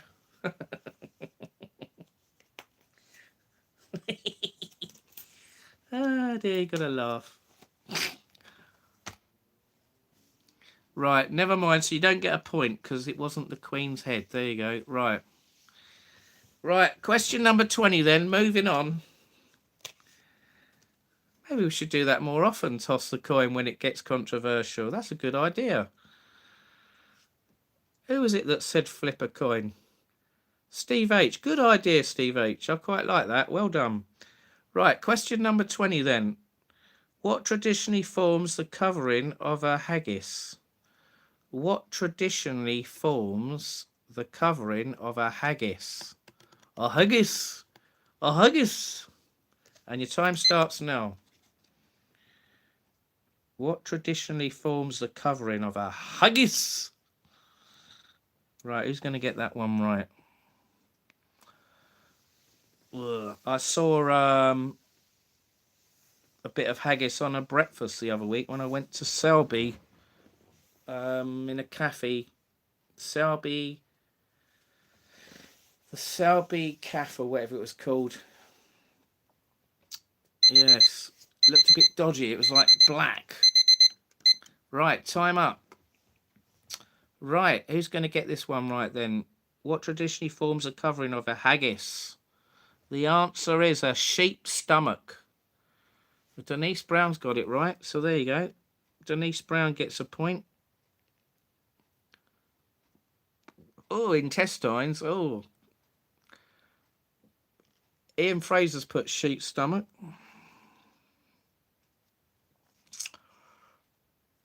I'm not sure if intestines are the same as a sheep's stomach, are they?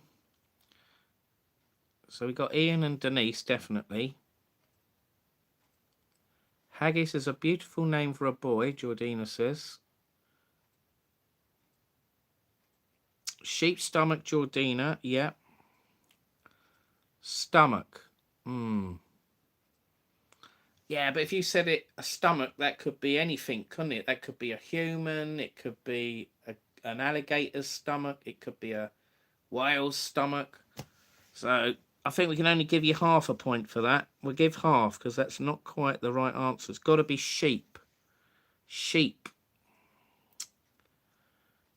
A sheep's stomach. Bladder. Nemitos has got sheep's stomach.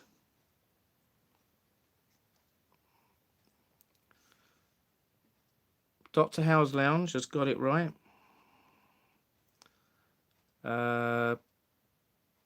Here goes the Queen's eyes. Oh, that was from before. So Dr. Howe's Lounge, Nemitos, Roger half a point. Jordina got it right. Denise got it right. Ian Fraser got it right. Hi, Danny. Intestines for sausages. Right, I think we'll have to do a quick VAR on that one. If it's literally sheep's stomach, we can't accept anything else. Unless you put stomach, maybe we'll give you half a point.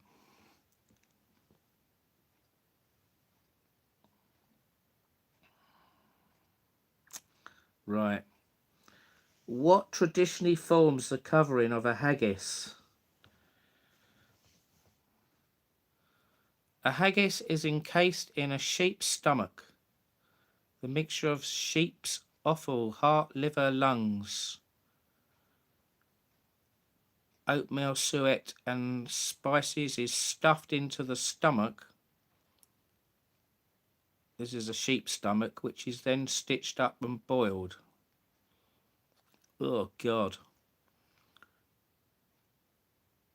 It's sort of got intestines, but it's got to be connected to a sheep. So,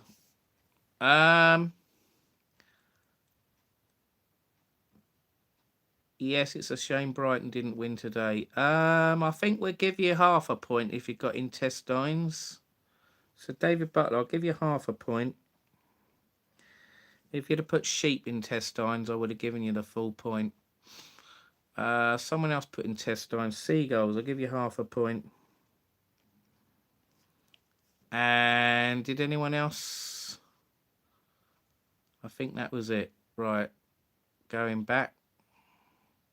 Right, so there you go. That's it.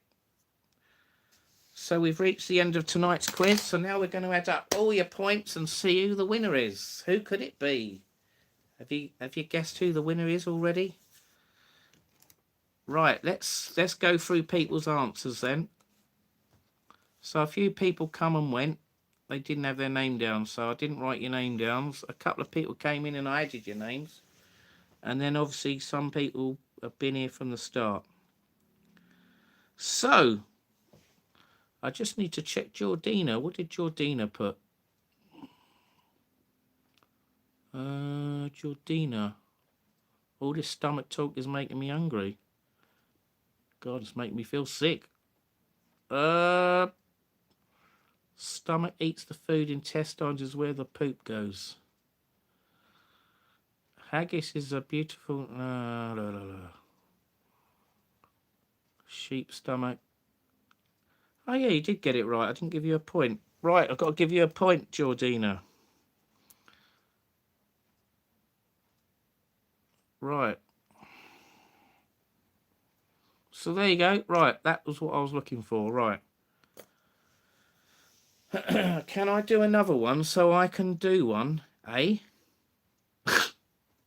What do you mean? What, another question? I don't eat lamb or mutton. Well, hang on. Let me add up the points first.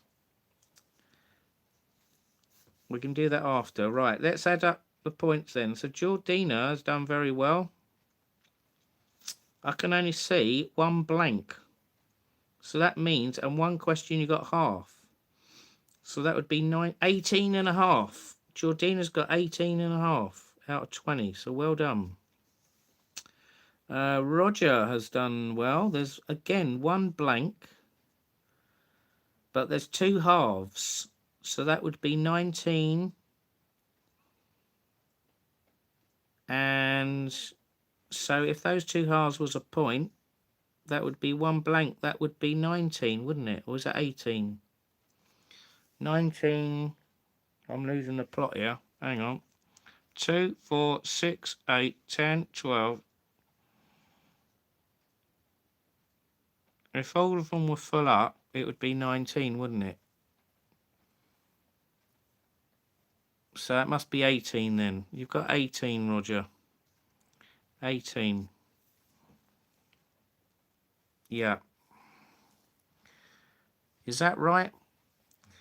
Right, Ian Fraser's done well. Blimey. There's one blank and a half.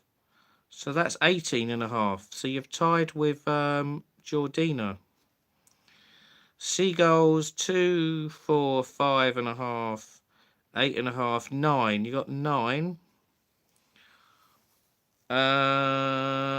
Nemitos. There's one blank and again a half. So that's 18 and a half. We got 3 people and 18 and a half. Wow. This is a first.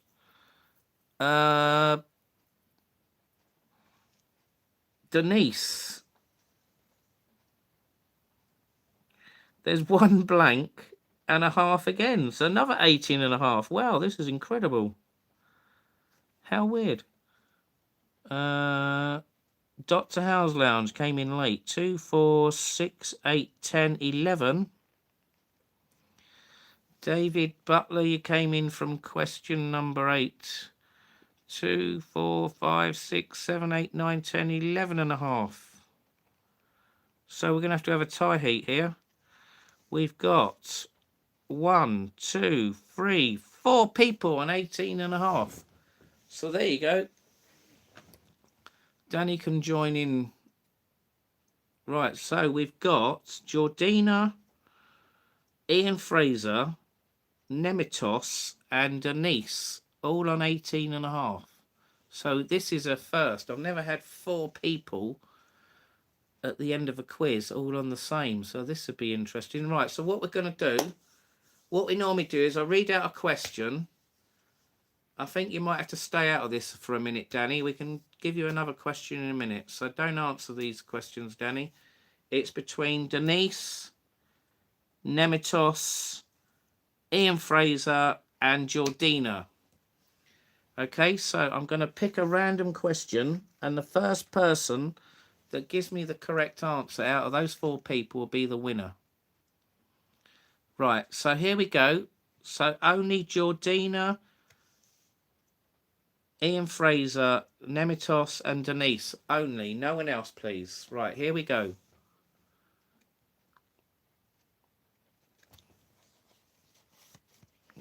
Right, hang on a minute. I need to make sure I get the answer first.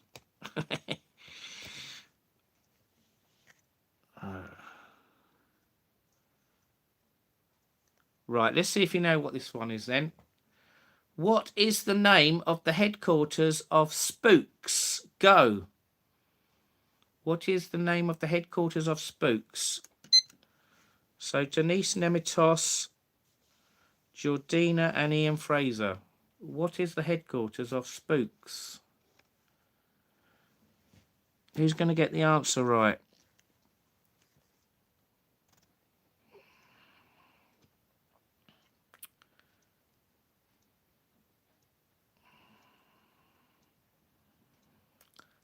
There we go. Someone's got it right. It's Thames House. That's Georgina. Georgina has got it right. So Georgina is tonight's winner.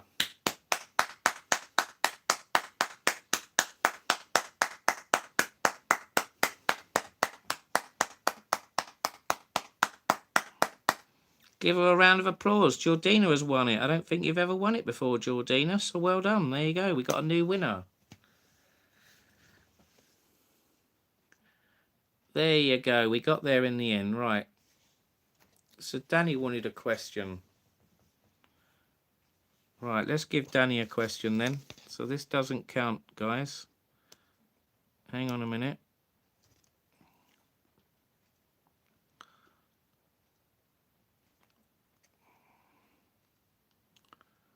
All right then.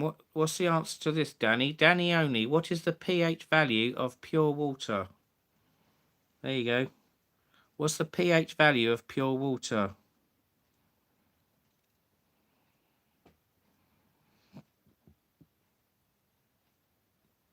What's the pH value of water?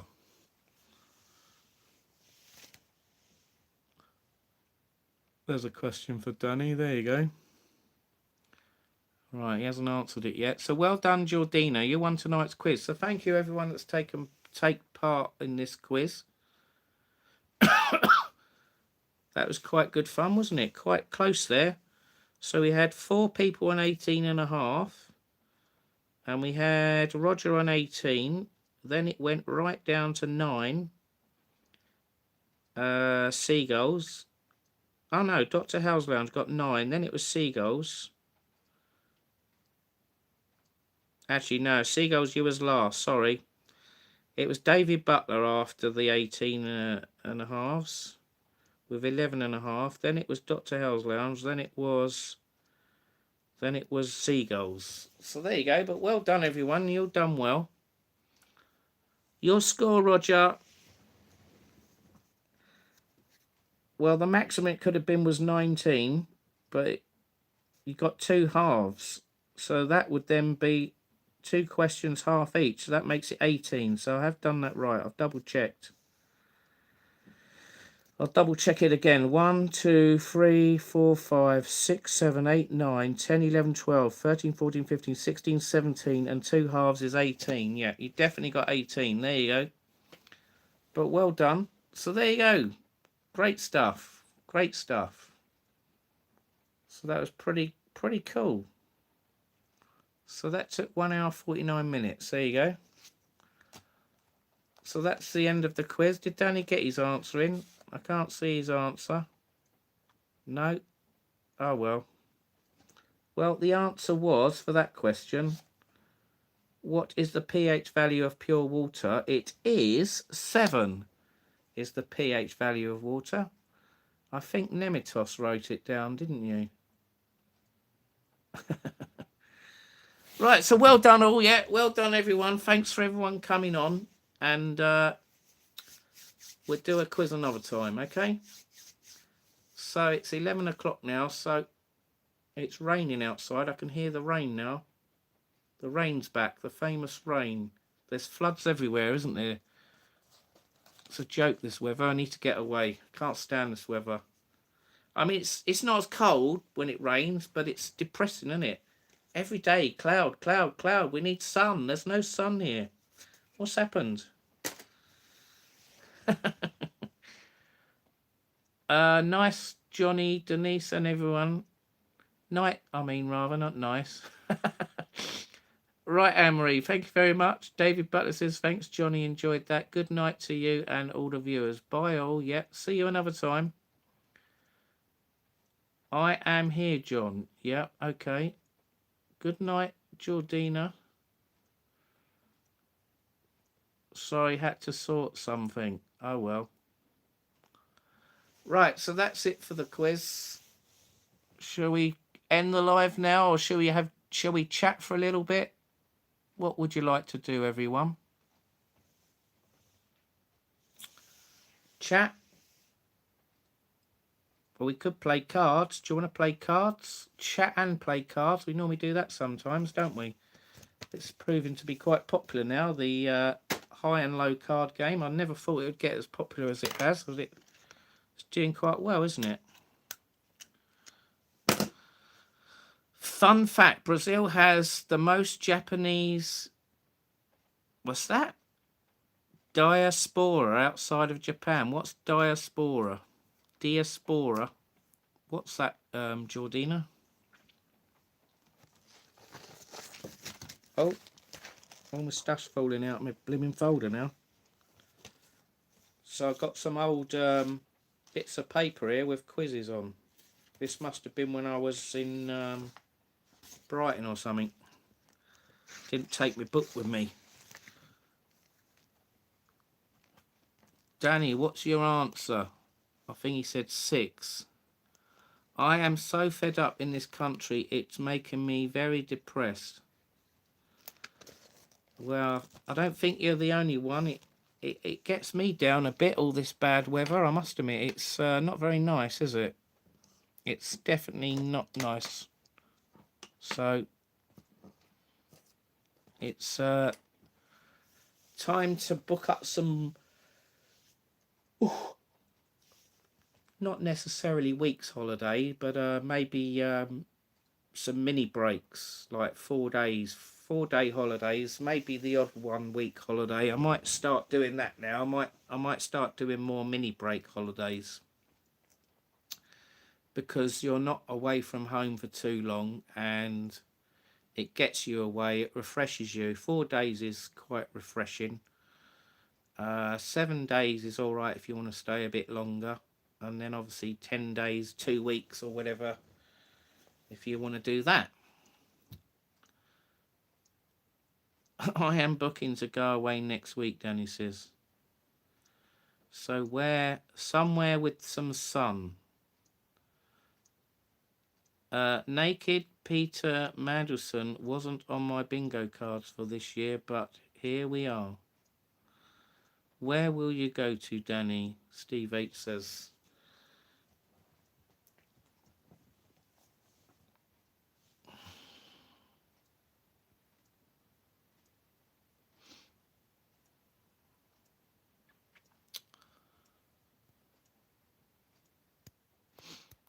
It is raining outside for you. It's raining in Eastbourne. Yes, I'm in Eastbourne at the moment. It's raining. Yes, I can hear the rain. I can see the rain. Yeah. It's banging on my rubbish bin.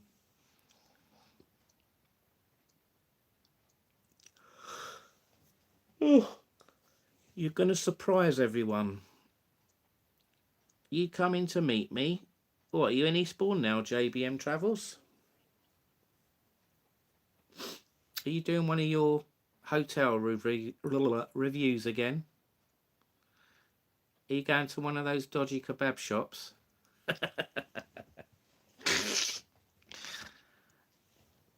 Are you in Eastbourne tomorrow? I could meet you tomorrow, JBM.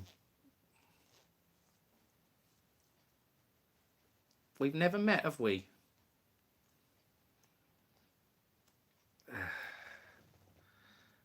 You've met Cole's place, haven't you, a few times, haven't you?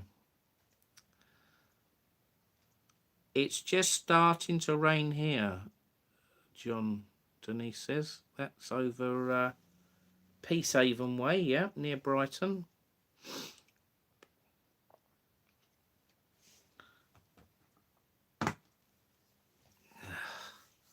Yeah, the ground's saturated, isn't it? My garden, I went out in the garden yesterday and it was all squelch, squelch, squelch, squelch.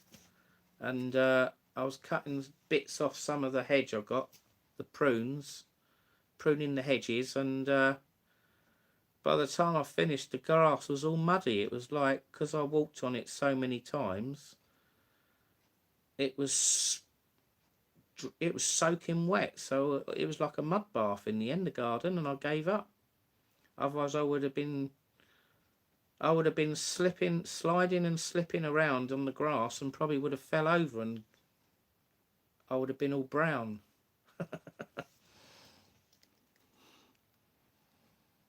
Are kebabs much flavour, or are they not that spicy? Jordina, have you ever tried a kebab? Steve H says, if you want to meet me, I will be in Cafe Nicoletta.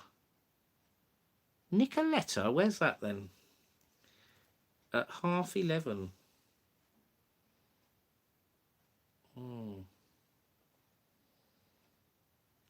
I haven't got your number, JB. You have to you'll have to email me on my email me. My email's on well, have you got TikTok? Are you on TikTok? I'm on TikTok, Johnny Vlogger UK. Message me on there. There you go. I wouldn't mind a breakfast actually tomorrow. I haven't had a fry up for ages and a calf. I've cut down on them lately. Johnny will still be in bed at 11:30. Apparently Cole's quiet. Quiet? Quit? What are you trying to say, JBM? Unless you get a proper kebab, will cost you a few bob. Yeah, I have been getting up late lately, Steve H and everyone else. I don't know. I got up. Do you know what time I got up today? You'll be shocked if I told you what time I got up. I was really lazy today. I woke up at about 8:30, 9 o'clock, and I was going to get up, and then all of a sudden I dozed off, and then I woke up and it was like 12:30. It was 12:30, no word of a lie. And then I didn't get out of bed until 1 o'clock. How lazy is that, eh? 1 o'clock. I think I've set a new record. I think that's the latest I've ever got up in a daytime. It's terrible. I think I need to have an alarm clock that's like really loud and have it on the other side of the room. I need to buy one of those Fools and Horses alarm clocks that I used to have. It used to go... What did it used to do? Rodney, wake up, you dipstick! And it used to get louder and louder, and I had it by my bed, and it used to make me jump. Has anyone ever had one of them, the Fools and Horses alarm clock?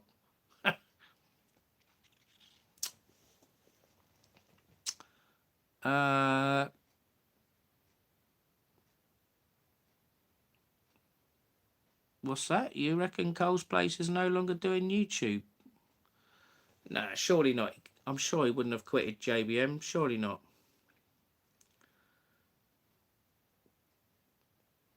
But then I don't know. I'll have to message him. I've got his number. I haven't spoken to him for a while. Be nice to see him, meet up with him. I haven't seen him for ages. I suppose he's been busy, I've been busy, so I haven't had a chance to meet him. I saw a video with you, JBM and Cole the other day. He was parked up at some beauty spot. Is it down... I'm going to get it wrong here where it was, but it was basically a beauty spot looking at a hill with a horse on it. Is that down near? Is that down near Bournemouth? Is it Gosport or something?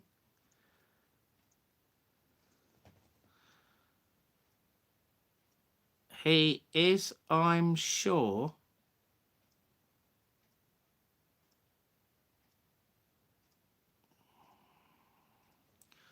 Well, I must admit, I was thinking of quitting YouTube a couple of times because I don't know what it is. The views have gone right down lately. It's like I put a lot of effort into my videos, and spend quite a lot of money going places. And it's like I was doing all these videos, and I noticed. I think it was around September last year.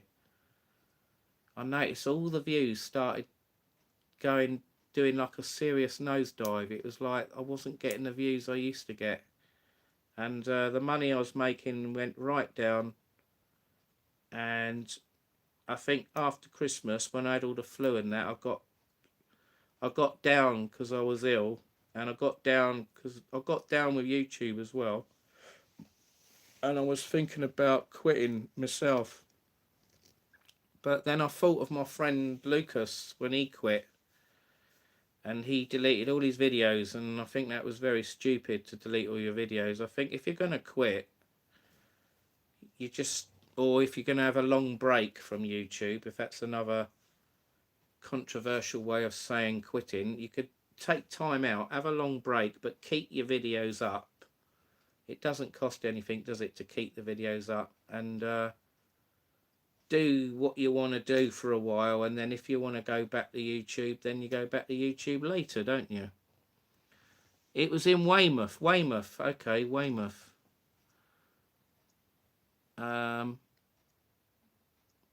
White horse. I think they got white horses on hills everywhere. I think they've got one. They've got one near Eastbourne on the Downs, a white horse. They got one of a naked man as well.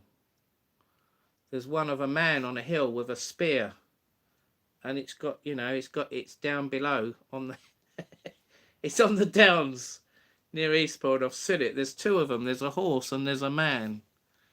And I remember when I went to Cornwall once, I had to drive past Yeovil, is it? And before that, I was driving on all these country roads, and I remember seeing horses and different things on hills painted in white. So it's obviously quite a common thing, isn't it? What's that? Night Nematos. That's what people in Tenerife are saying. What's that?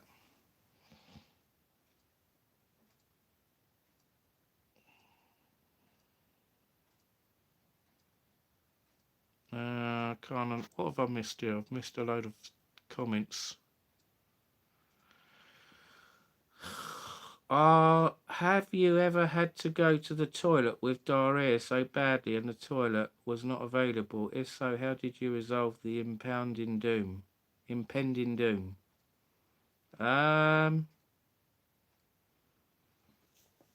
No, I don't think that's ever happened to me out in public. I've had a few near misses where I've been desperate to go and managed to get to a toilet just in time, but I've never been in a situation where there isn't a toilet or I didn't get there in time and had an accident. No.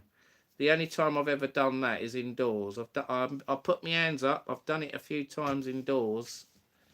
I've had some dodgy food the night before, and sometimes you wake up, if you've had dodgy food the night before, sometimes you wake up and the minute you step out the bed, you have to run to the loo, literally. If you don't get to the loo in 5 seconds, you're going to poo your pants. Or if you got no pants on, it'd go everywhere, wouldn't it? It'd go all over the floor and everywhere.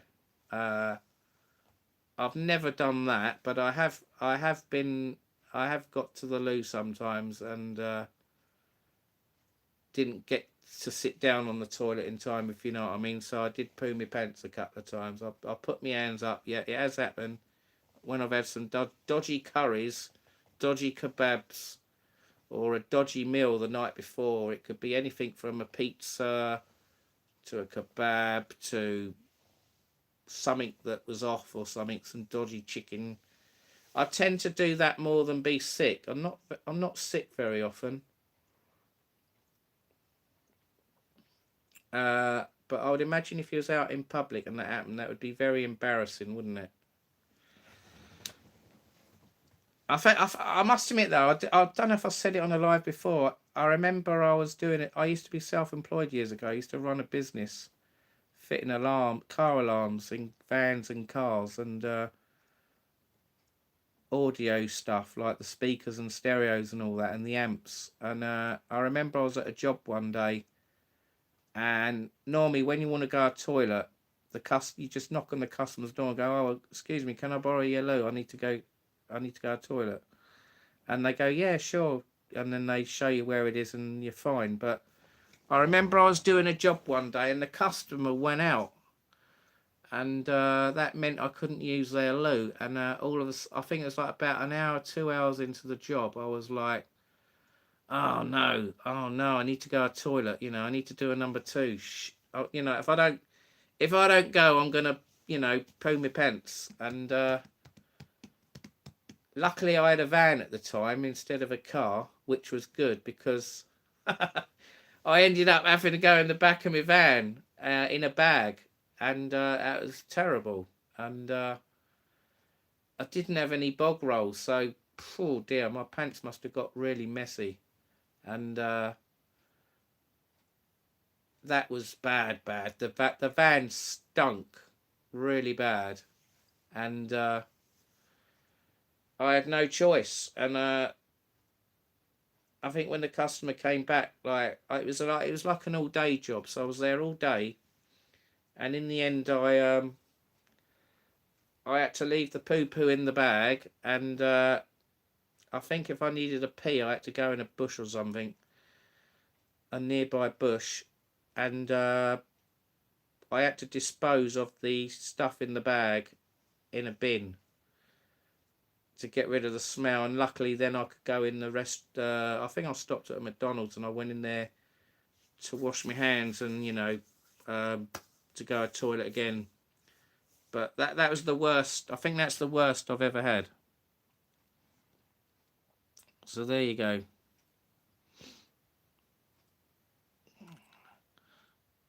Oh, that's in Weymouth. Yes, views are down on lots of videos lately, yes. Views are down on multiple channels. Yeah, I don't know, it's weird, isn't it? It's like, I used to do these lives with it upright, and I used to get a lot of views, and then you could get 1,000 views easy, but now you can't. It's very difficult to get 1,000 views. It only seems to be like if you're on holiday somewhere, or somewhere that's popular. Otherwise, you don't get many views. It's a bit annoying, a bit frustrating, but that's just how it is, I guess. But like I say, I'm not really doing YouTube for the money. I just do it as like a hobby. So I'm not really that bothered about making money on YouTube. I mean, if the worst came to the worst and YouTube didn't pay you anything, I'd probably still do it then. It wouldn't bother me, because I don't rely on YouTube to survive, luckily. If I did rely on it and, I needed the money from the videos and I wasn't getting the views, then yeah, I would quit as well, because I would go and get myself a job that's going to pay me to live and have money left over to go on holiday or whatever, or for treats. No one wants to work for nothing at the end of the day, do they? You want to be rewarded for your time and effort you put in doing work. And obviously if you get a crappy job in a shop, you get the minimum wage, don't you? The minimum wage per hour, whatever it is now. Is it like $12.80 or something an hour? I don't even know what the minimum wage is. When I used to work years ago, it was like about £5. It was something ridiculous. What is the minimum wage in the UK now?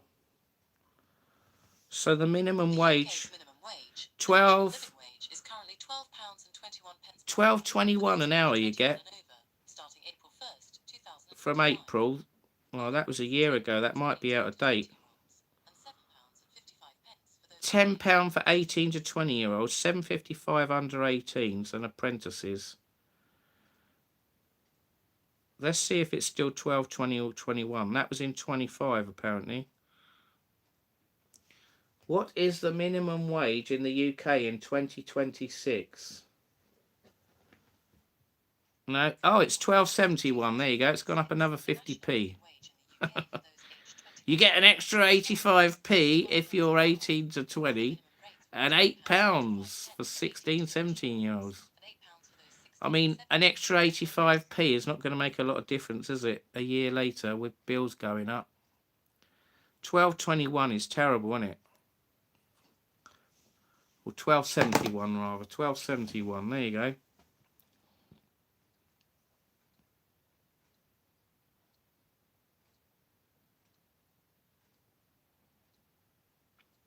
I heard from Tenerife people Johnny and Cole's Place have quit YouTube. Even said that about me when I didn't upload for 3 months.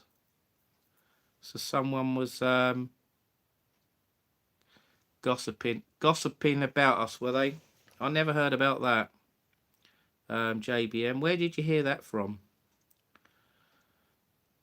Yeah, maybe that's why my views have gone down then. If people said I quit when I haven't quit, then I suppose people will watch you less, won't they? But that is definitely not true. I've never quit YouTube. I've gone quiet a few times because I have been busy, or sometimes I do get down. I admit that. I do get depressed sometimes. I do get down. Maybe I've suffered a bit of mental health. I don't know. Maybe it's where I'm getting older. You know, your brain goes into overload when you do too much YouTubing. I feel like at one point in YouTube was controlling me. I used to put YouTube first. It was all YouTube, nothing else. Everything else, you know, if a mate wanted to meet me or something, or if something needed doing in the house, I would put it off. I'd go, oh, I'm busy. Oh, I don't need to do that. I'm doing YouTube. But eventually I started realising, hang on a minute, I can't just put YouTube first. And I tend to, I've stepped back a bit on YouTube now. I still do YouTube, but I get my moments where I go mad and I put a load of videos up, and then I'll get other moments where I might only put one video up, or I might not put a video up even for 2 weeks, 2 or 3 weeks sometimes. And if I do put a video up, it's an old crappy video. So I have lost a lot of enthusiasm with YouTube lately. I don't know why. I don't know if it's the weather, it's because other things are on my mind, or I don't know what it is. But you know, like I say, you can't do it all the time. I mean, if a YouTuber's doing it full time, fair enough, and they're making lots of videos and getting lots of views, like I could name a YouTuber. Say someone like Steve Marsh. Does anyone ever watch Steve Marsh? He does a lot of travelling. He gets a lot of views, and obviously he can live off it and travel with the money he makes. But I have to make my money from other sources. Right, let's read some of your comments. I'm gonna head out. Right. The time Johnny Vlogger was in Eastbourne, worst calf name Bills. He put his pants. Can you name Eastbourne's worst pub for food? And it's not a Wetherspoons. I don't know that question, JBM. I don't know. I've never researched what all the worst cafes and pubs are in Eastbourne. I'm sure I could find out. I just pick them randomly and go in them occasionally. and or I go back to the ones I like. It's a bit like Tenerife. Oh, what's this screen doing? A bit like Tenerife. When I go back to Tenerife, even though there's hundreds and hundreds or thousands of bars and cafes, restaurants to eat in, I tend to go back to a lot of them again and again and again because I trust them and I know they're good value for money, and I know the food's good. I know I'm not going to get ill. And then occasionally I'll go to a new one, a few new ones, whether they've just opened up or they're ones I just haven't been to before. I'll go, I'll try a few new ones, but I won't like cross off all the ones I've been to before that I like. I always go back to some of them every time. I mean, one of them I like going back to is the Savoy in Las Americas. I think that's a really good restaurant for a 3-course meal. The price has gone up a bit each time I go back. I think it was like 12.95 euros for 3-course. It used to be 9.99. Then it was 10.95. Then it was 11.95. I think it was 12.95 last. It'll probably go up again, no doubt. But I don't mind because I know it's good food and good service. And then like you go down the front and you got the Bora Bora. You've got the what's it called? The Soul Mile Soul, whatever you call it. Cheap beers in there. Some of the food's all right there, isn't it? I use that place as a pit stop. And then I'll go right along Fanaby, the Loch Ness. And then you got the Porto Colon. You got all the bars down there, haven't you? Restaurants Ferry and some other ones by the beaches there. So yeah, there's always loads of bars and restaurants there in Tenerife, and Los Cristianos, there's some at Pasarela and all that lot down the front there. Yeah, it's all good fun, Then like if I'm in Eastbourne, I go to, there's like a road called Seaside. It's a big long road called Seaside. There's loads of cafes all along this one particular road in Eastbourne called Seaside. And I still haven't done every one yet. There's probably about another 4 or 5 I haven't been in yet. So I've got to try and go in them sometime. Do some breakfast reviews or even lunch reviews. Did you wipe with a sock? No, I didn't. I didn't wipe with anything, Steve. I just pulled my pants up, and I had to be as I was. So after that day, I said to myself, right, I need to have an emergency toilet in my van. So I started leaving a bog roll in the van, and but I don't think I ever had to do that again. I was all right. You are not. What's that? You are not. No, Kevin. No. Well, with Kevin, Scotsman Kevin, he reckons he goes to Tenerife and doesn't have a hotel booked when he gets there, doesn't he? And then he books one just like that. I don't know how he manages that. And then like he'll like book for one night and then go to another one and then another one and another one. I don't think I could do that if I went on holiday somewhere. I'd have to have I could probably book 2 or 3. Like if I booked 2 nights at one and 2 at another and 2 at another, I could probably do that. Or half and half, 2 places when I'm on holiday. But I certainly wouldn't go to one every day. $12.75. Minimum wage has gone up a bit since 1950. Happy farm survival. Baldy over there, what's it like to have no hair? Is it warm or is it chilly? I tell you what, it's chilly. Can't you tell I've got my fleece on? I have more hair on my willy.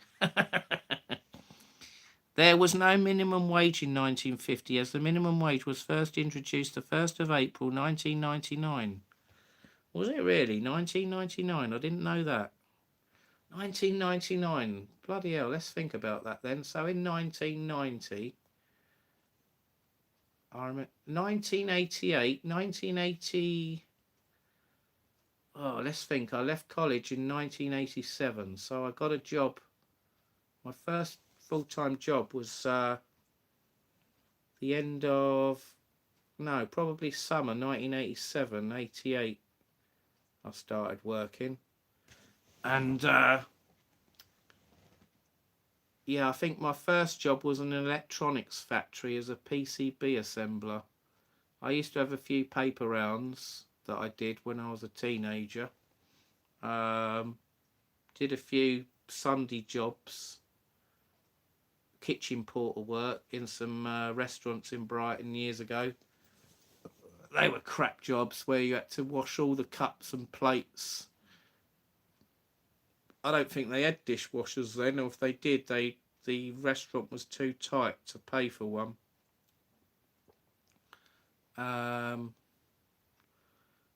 Yeah, I remember I used to work at a place called the Concord. It's the Concord 2 now. They used to have a Concord 1, which was by the aquarium down by the pier in Brighton, but it got demolished eventually, and all the arcade bit got demolished. And they built a new load of units, but they didn't prove very popular. There was a Burger King there and an arcade. And I think eventually the Burger King shut down and the arcade shut down, and then there was nothing. It was all derelict. And then they sort of opened it up again as a restaurant, I think, a big restaurant. But it's still a bit rubbish, I think, down that bit of Brighton there. Johnny needs sunshine, that's what it is, Steve H says. Evening, Johnny, evening all. Hello, Ben Holton. I notice you have less people commenting in the live chats recently, Johnny. Yeah, some of them we don't get many chats. I don't get many comments in my videos either. I find that a bit disappointing. Because I say in some of my videos, oh, write some comments, you know, what do you think of this? What do you think of that? And no one bothers. It's like, well, what's the point? What's the point? The worst pub for food is the Mill Pub, Hungry Horse in Langley. The worst pub, the Mill Pub. I think I've been in that one.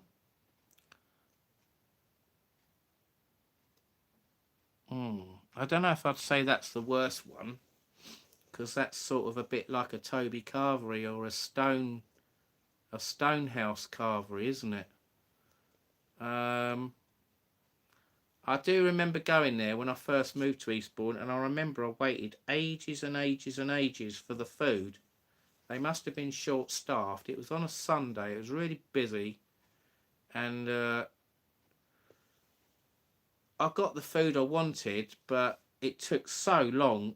We're talking over an hour for the food to arrive on the table, and I think I didn't bother getting a dessert. I was going to get a dessert, and I thought, no, do you know what? Bugger it. I'm not going to bother. And I didn't go. I haven't been back there since. If that's the same place, then I would say that's got to be. If you're saying it's the worst pub for food, I'd say it's the worst pub. If it's the same place, it's the worst place for service, because it took so long. And I do get impatient after a while if I'm waiting for food. You know, if I'm hungry and I've ordered something, you expect it within 15 minutes max. Or the worst way, half an hour. If it takes more than half an hour, then that's it. I think now I would just say, do you know what? Forget it. I'm going to go somewhere else. And if I paid, I'd probably say, no, I want my money back. I'm going. Bugger this. I've waited too long. I can't sit around all day. And then I would go. Or I'd just get up and go if I hadn't paid. because that is a joke, having to wait for an hour.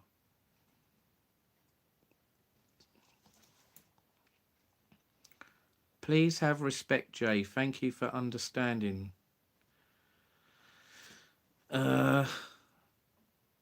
Johnny, can you fix your comments and get more people talking in the live chat? I can't fix the comments. I mean, there's quite a lot of comments in here anyway. Coffee shop. Cooking a meal fresh from scratch surely takes over 15 minutes, right? Yes. Yeah, it does, doesn't it? Coffee shop. I think I cooked a meal the other day of about 5 things. I had some... What did I have? I had chips, some mixed veg, some crispy duck. Oh, what do you call them? Oh, bloody hell, I don't know. Pancakes. Crispy duck pancakes, some chicken skewers. And what else? About 5 things. Skewers, crispy duck pancakes, chips, veg. Oh, God, I can't think what else it was. Well, anyway, there was 5 things, and that took me about half an hour. So, yeah, that took half an hour. And then Christmas Day, I cooked a turkey. That took a good 3 hours, 2.5. No, I'd probably say it took 3.5 hours. The time you cook the turkey and do all the veg and stuffing balls and all that lot, you're talking a good 3.5 hours, and I've never done it before, so that took ages. And the only meals that take quicker are like microwave meals. It takes normally 6 minutes, and then you stir it, and then you cook it another 4 minutes, so that's 10 minutes, maybe 12 minutes. Pizzas take about 15-20 minutes, don't they, in an oven to cook. I suppose if you cook beans on toast, an easy meal, that's easy, isn't it? You just cook your toast and bake beans 3 minutes in a microwave, or heat them up in a pan on the stove. Yeah. Well done. You done well, Johnny, cooking your Christmas dinner. Thank you, Steve H. Thank you. Yeah, that was literally, I'm not lying, that is the very first Christmas dinner I've ever cooked in my life. You probably don't believe me, but that is the honest truth. Every year when it's been Christmas, every year for the whole of my life, I've always had people, family, friends, or I've been on holiday and I get my meals that way.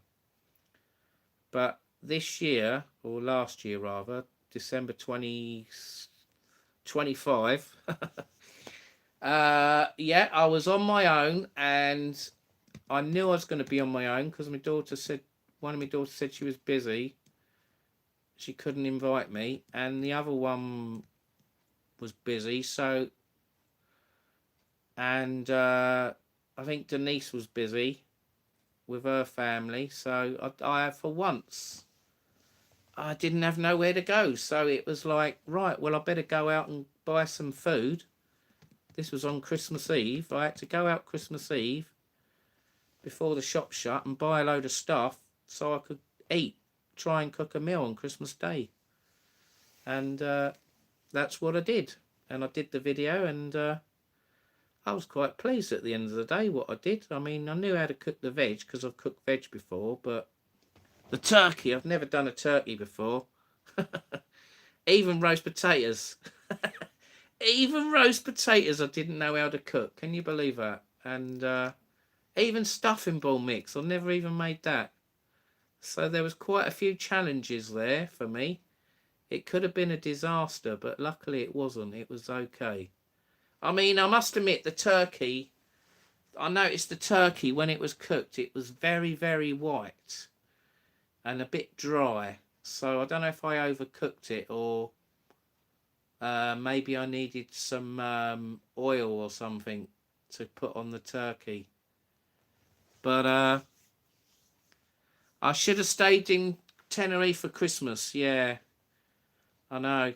Or I would. Sometimes I've gone to dinner in pubs before for Christmas. You know, you get these certain pubs do Christmas dinner, don't they? You have to book it in advance, but they're quite expensive now, aren't they? There's a pub just up the road from Eastbourne where I live, and funny enough, I think it's called the Red Lion. There's Red Lion pubs everywhere, isn't there? And they take bookings in advance, and I've never actually been there yet, but every time I go past it, if I'm driving that way at Christmas, it's packed. It's like the car parks completely full with cars parked, and then you see all these people in the windows eating. It's like bloody hell, you know. Those are expensive as though, yeah. Yeah, I mean next Christmas hopefully I can have dinner with all my daughters and that and grandchildren next year. Yeah, I hope to do that next year. Um, or I might go away for Christmas. I might go away for Christmas. It is nice going away for Christmas. But you got to book in advance, haven't you? You got to book in advance because it's limited bookings, isn't it? They get filled up quite quickly. All the flights get booked up, then the prices all go through the roof, don't they? Um, just like any event, a bit like, you know, Paddy's Day, or like Paddy's Day, a bank holiday, Easter, you know, kids off school, the prices all go through the roof, don't they? Hotels and that. So I tend to book round a lot of them now. I don't book when kids are off half term or full term, end of term or whatever. I always book when there's no kids. I mean, obviously there's kids every time you go away anyway with family, but there's not as many, is there?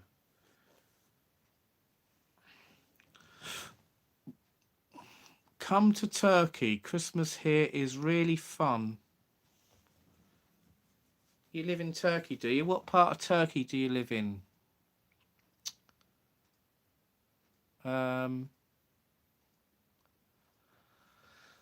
I still haven't been to Turkey yet. I'm going there this year for the first time ever. So I've got one holiday booked. Well, I've got two holidays booked now. One is in Turkey and another place is blank. I'm not going to tell you. But I might have slipped up. I might have said the other week where I was going if you watch some of my other lives. Tenerife I want to go to again, obviously. But I want to, you know, I do want to go new places, and I fancy going to some of the other Canary Islands this year. I've never been on a holiday to Lanzarote. I've had a lot of people have requested I go to Lanzarote. Fuerteventura I'd like to go back to again. Gran Canaria. I haven't been there for 3 or 4 years now, so that's due another trip. Maybe a holiday in La Gomera. Have a little few days over in La Gomera rather than a day trip, which I did once. I feel a day trip's not enough. You need to be there longer. So that would be quite good to stay in La Gomera. The other island is La Palma. La Palma, I haven't been there yet, where that volcano went off, what was it, about 4 or 5 years ago now, wasn't it? It'd be great to go and see how they've dealt with all the rocks, all the volcanic lava that went all down the hills on the one side of the island. It'd be interesting to see how they've repaired the roads and dealt with it all. Even houses were buried in it, weren't they? They've actually some are obviously gone forever, but some they've I think they were digging them up. They were digging round them to get them back again. So that would be quite interesting. Turkey is bogging. Boring or bogging? What do you mean? Half board or all-inclusive hotel for Christmas Day should get a good dinner. Steve H says.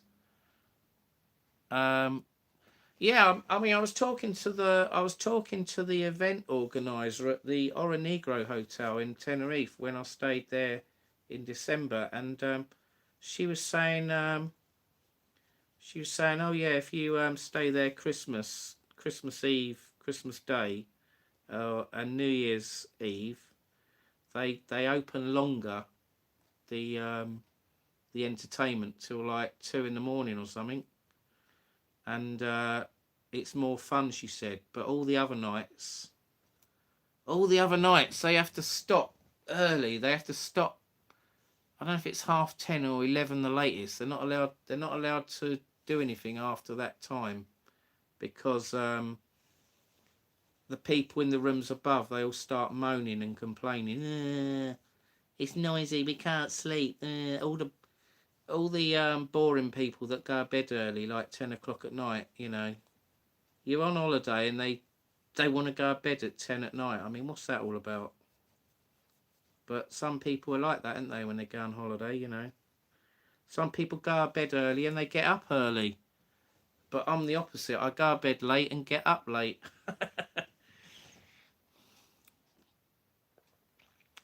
Lanzarote is nice, Audrey says. Gumbet in Turkey is like a Club 1830 all over the place. Gumbet. I've never heard of Gumbet. Gumbet. Shall I write that down? Gumbet. I'll write that down. I've never heard of that.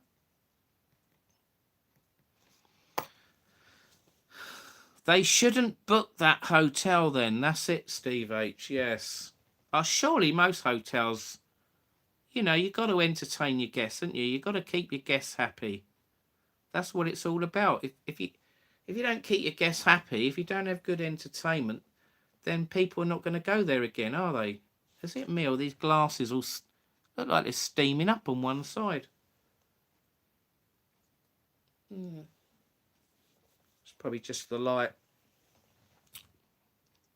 Check Fethiye out. It's gorgeous and proper fun. Okay. God, look at the time. It's nearly midnight. I think we'll have to go in a minute, guys. I'm getting a bit tired now. A lot to do. Pubs never close, and lots of sightseeing. Fethiye. Fethiye? Whereabouts in Turkey is that then? Fethiye. Never heard of that name. Is that South Turkey? West Turkey? North Turkey? Where's that then? Yeah, I didn't write down what them people told me about Turkey. All I remember is them saying to go in October. What happens in October then, Steve H? South of Turkey by the sea. Okay.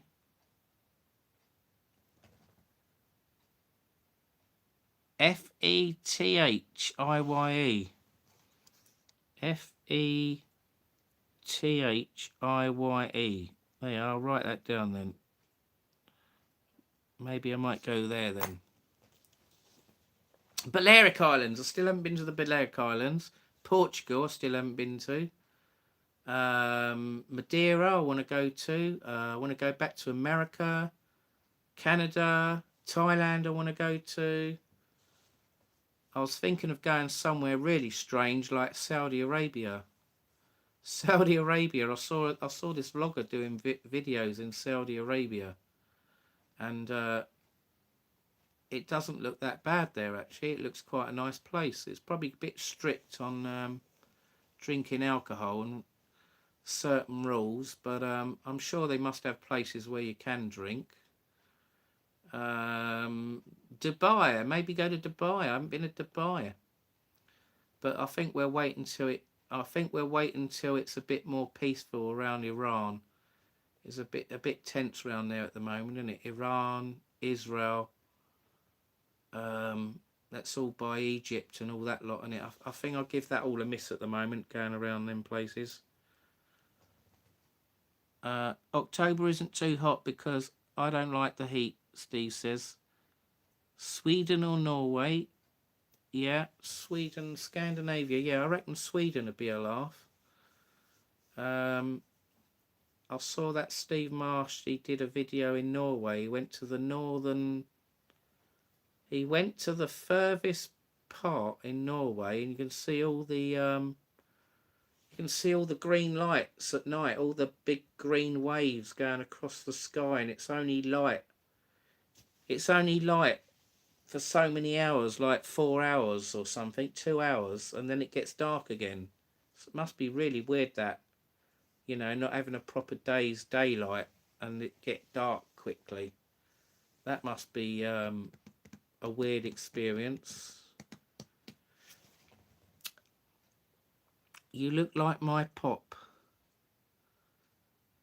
Hi Pink. Hi Ruth. Are you going to take your dog for a walk now? Jen, right? Okay. You're going to go to bed. Good night then, Ruth. Take care. See you another time. Hello, Pink Candy. How are you, Pink Candy? Algarve is nice. Albufeira. Yeah, Albufeira. Lots of vloggers have gone there, haven't they? Pete and Cheryl went there. Get Some Sun with Paz went there. Scotsman Tenerife has been there. A few other people have been there, haven't they?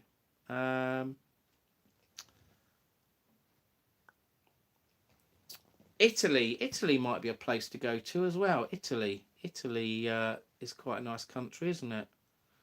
And Greece has got lots of different islands, isn't it? It's quite a big country as well.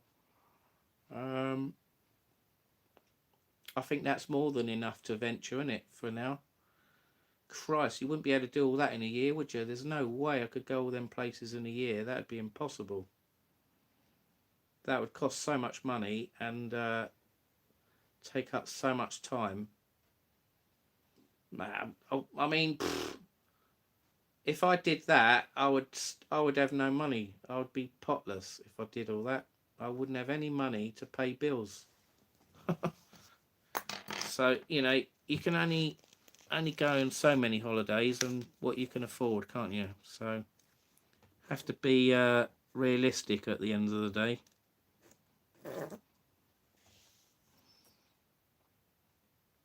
Have you been staying away from YouTube, Pink? Plasma Kit, hello.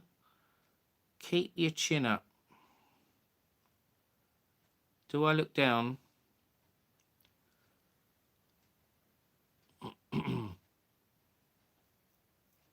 Well, I must admit, I do enjoy doing live streams, talking to you guys, the viewers. So it's nice to get people on here throughout the whole live, or people come and go, and then more people come on and go. So that helps cheer me up a bit. I like talking to people, having conversations, and sometimes people tell you things. You learn things, don't you? People tell you things.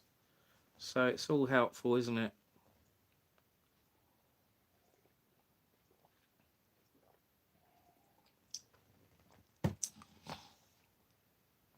It gets addictive, Pink. What gets addictive? What's that?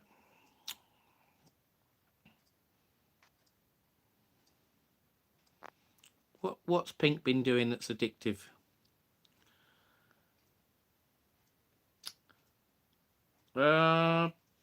Coffee shop. First time in here, and I appreciate your conversation. Thank you, Johnny. You're a very nice man by the looks of things. Oh, thank you, coffee shop confetti. Are you the owner of a coffee shop?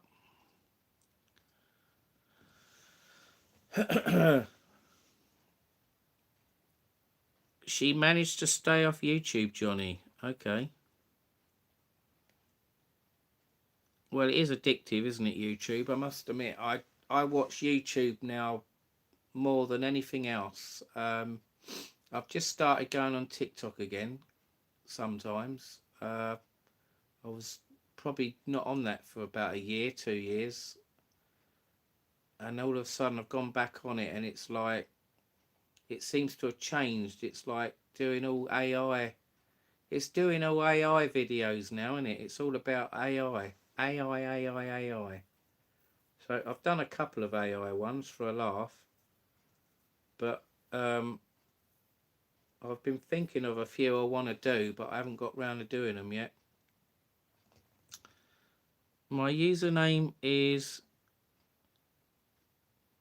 Charlie. Not an owner, no. I am an expat here and love going to all the coffee shops here, that's all. I'm not addicted to YouTube, Steve. YouTube as a whole was getting on my nerves. Ah. Why was it getting on your nerves, Pink?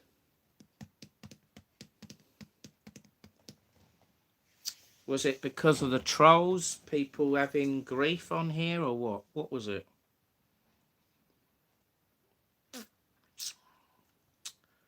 I mean, YouTube, it does seem to change, doesn't it, from time to time? It's, you know, you build up a load of viewers, subscribers or whatever, and then some people start arguing one another, and then they fall out, and then they disappear. They disappear, and they don't come back on it. They don't come back on for ages. Or in some cases, people don't even come back on at all. I can think of quite a few viewers that don't even come on my lives anymore, which is a shame, really, because when they did used to come on, it was a laugh. But some viewers get put off by either certain people that are on here or trolls. You know, if you get trolls, if you get a few idiots come on here, which we get sometimes, it spoils it for other people, and then they think, I'm not going on that channel again. It's full of trolls. It's full of problems, full of people arguing. And then I lose viewers. And it's not my fault. You know, I try to be nice to people. I try and get along with everyone. I try to get on with people even if I don't like them. I know it sounds a bit crazy, but I try to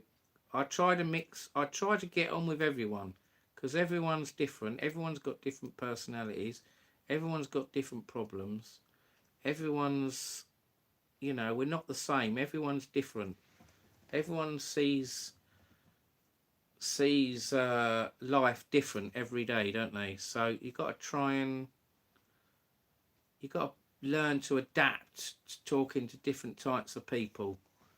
So I look at this as a social aid. It's like a social tool where I can, rather than just talking to the same types of people all the time, I can talk to other people and try and adapt. So if I'm ever going on holiday somewhere, or if I go in a pub down the road and I meet people talk in a certain way like I've heard people talk before, I know how to talk to them. Whereas if you don't talk to different people, you can go somewhere and start talking to someone, and you won't get anywhere. You'll be like, why am I talking to this person? Or this person doesn't relate to me. Or this person, you can tell, I'm talking to them, and then like I'm trying to work out who they are, these people, and it's like these people are not interested in what I'm saying. And then you have to end up going, oh, well, I've got to go now. Or they'll say to you, oh, I've got to go now. And then that's it. They're gone. You know, you get that. I get that so often. I admit, I'm not the best conversationist. I can be a bit boring sometimes. I do run out of ideas. But that's probably, you know, some of my weaknesses with talking to people When I was younger, I was very shy. I didn't like talking to people. I used to keep myself to myself, and I would only talk to people if I had to talk to people. And yeah, you'd have a few friends, a circle of friends, but anyone else, anyone else wasn't allowed in my territory, if you know what I mean. No one else was allowed in my bubble. So, you know, I'd have so many people in, and then after that, it's like everyone else is not allowed in my bubble. Does that make sense? And that's just how it is. And then eventually you lose some, and then you get a few more new ones, don't you? And I'm just happy to have a dozen to 20 people as friends, and after that, I'm not really bothered, to be honest. It doesn't bother me. Johnny, you don't get the same viewers because you go live too late, but used to be a lot earlier in the evening. I remember your lives starting at 7:30. Yeah, you got a point there, Steve. I must admit, I do lives a lot later now. I think the reason why I do lives later is because I'm too busy. I'm doing things, you know. I'm either out, or I'm with people, or I'm helping family out, or I'm busy fixing something, or you know, there's always something going on, or I'm cooking dinner. I find I can't stick to the same time all the time. You know, if I'm going to do a live, it will have to be a different time every time. That's just how I am. If people don't like that, then sorry, I can't be any helpful. But yeah, you're right. When I first did YouTube, I used to do, you know, 7:30, 8:00, maybe 8:30, so like an hour bracket. I tried not to interfere with other YouTubers' lives as well. I tried to be respectful, and I still am respectful now to certain YouTubers. But then, as there's more and more on later in the evening, I notice I find you can't do that. So I just go live. If I clash with someone else now, that's just how it is. You know, that's the luck of the draw. If they're on one day and you're on at the same time, there's nothing you can do about it. But if you go on and they're not on, or they're on and you think, oh, I'll go on when they've finished, then I will. But otherwise, I can't. You know, it's hard to predict.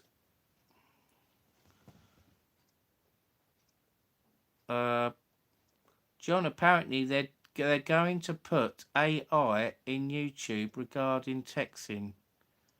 I don't like that. I remember 50 to 60 viewers when it was early. That will end if they do that, Pink. I remember back in the day when you could upload a video of about 5 minutes. These days, you can do it. You could only upload a video of about 5 minutes. These days, you can do it as long as you like. Is that right, Pink? I don't remember that. Okay. Maybe it was to do with memory limits when YouTube was older. I must admit, it seems like memory is infinite now, isn't it? On YouTube, it's like there's no limit. You can, like you say, I could upload a video for 6 hours if I wanted to. You know, I did a live once, the Vault Bar. That was 6.5 hour live. 6.5 hour live stream. I reckon that must be one of the longest live streams I've ever seen on YouTube. I haven't seen anyone do a live for 6.5 hours. If you don't believe me, have a look. Have a look at people's lives and see if they've ever done a 6.5 hour live.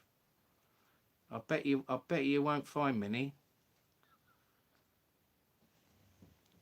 Great live that was. It was, wasn't it, Steve H? I would like to do more like that, but The biggest problem with doing live streams, it's not the power, it's not the battery power. It's the Wi-Fi signal, isn't it? It's the Wi-Fi or the phone signal. That's the problem. Because I remember when I first went to Tenerife, I was on a package with unlimited data. So that means whether I was in the UK or abroad, I could use as much data as I like, and there was no limit. But then eventually they stopped it, and you could only have so much. And then all this crappy roam business was a pain in the arse. It was like, oh, you're only allowed 12 gigabytes roaming data, and if you use up 12 gigabytes of roaming data, you're breaking the fair use policy, and we start charging you. And that then started putting me off doing long live streams or doing as many lives. It was like, oh, well, bugger it then. And then I realised you could buy a Spanish SIM card, and you got more data allowance with a Spanish SIM card than the English one if you went abroad. So I did that for a while, but I'm still finding, even if you do have all that extra data, the biggest problem for a live stream is getting a good signal. And unless you can buy a gadget that boosts the signal, I mean, maybe Tim's got all that. I think he has, actually. If you get like a signal booster to make it better, the signal, then you're laughing, aren't you?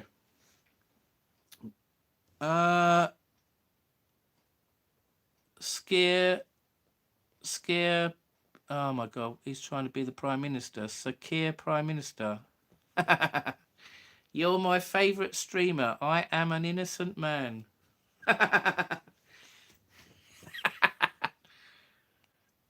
When are you going to invite me to 10 Downing Street then? Come on. Big up.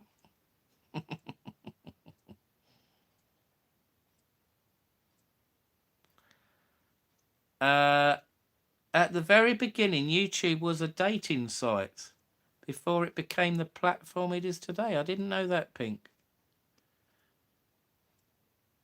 Some people stream in their sleep. Yes, they do, don't they? I notice if you watch a lot of Far East live streamers, like in Thailand or Philippines or whatever, they're doing lives of them sleeping in their bed. I mean, what's that all about? Could you imagine if I did that? It'd be like a snoring live, wouldn't it? Maybe I should do it for a laugh. Johnny Vlogger live, sleeping. How bad is my snoring? Maybe I could do that, couldn't I? Shall I do that for a laugh? Do I fart in my sleep? Do I talk in my sleep? And they also say, and eventually you're going to need a TV license to watch YouTube.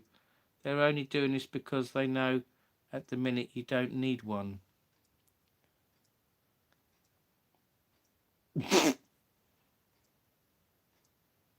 Right.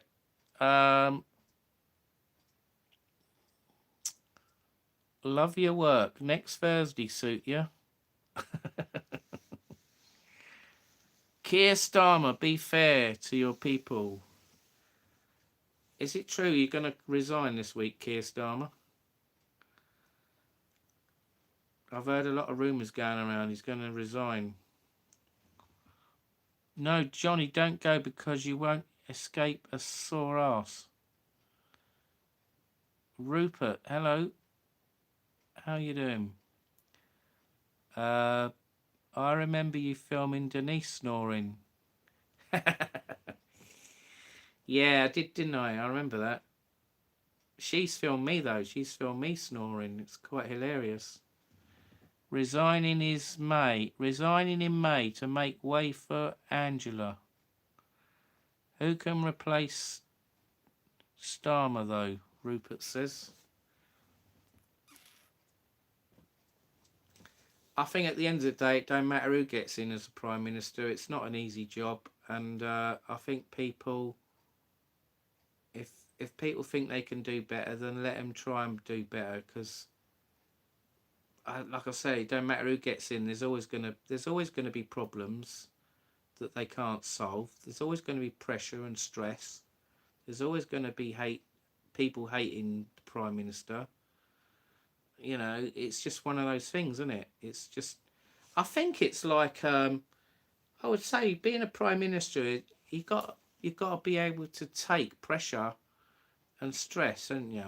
You know, like when they have the Prime Minister question time in the House of Parliament, House of Commons or whatever you call it, and it's like they're sitting at the desk, and the Labour one opposite will say a question or slag off the Prime Minister, and then he gets his book out and he then stands up and he has to answer questions, and then like hearsay questions, and she has to answer his questions. Oh, it's like crazy, isn't it?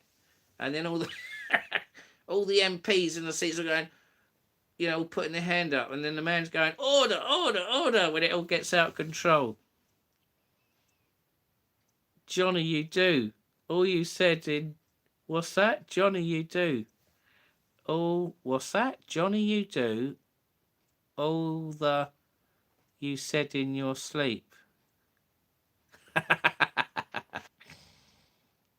What did I say in my sleep, Tenerife Tez? Come on.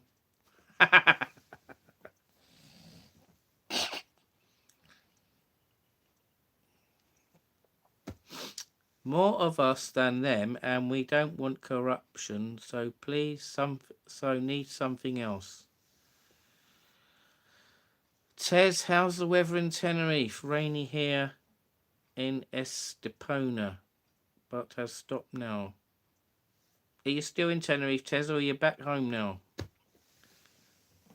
It looked like the weather was quite nice out there lately, Tenerife, and I saw your videos and a few other YouTubers' videos and Tim on his lives. I'm off to Tenerife soon, Keir Starmer says. Sir Keir!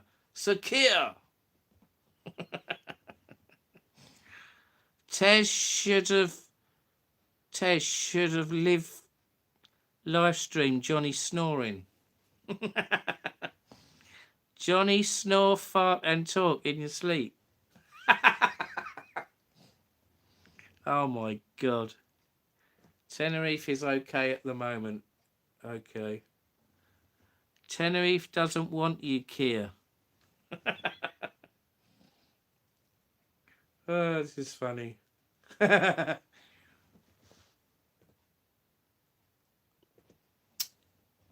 I think Nigel Farage will be in soon, won't he? Do you reckon he can stop the immigration problem? I bet he can't. He says he can, but I bet he can't. I bet he can't do any better than what Sir Keir is doing. Starmer. Hold on, Trump's on the line.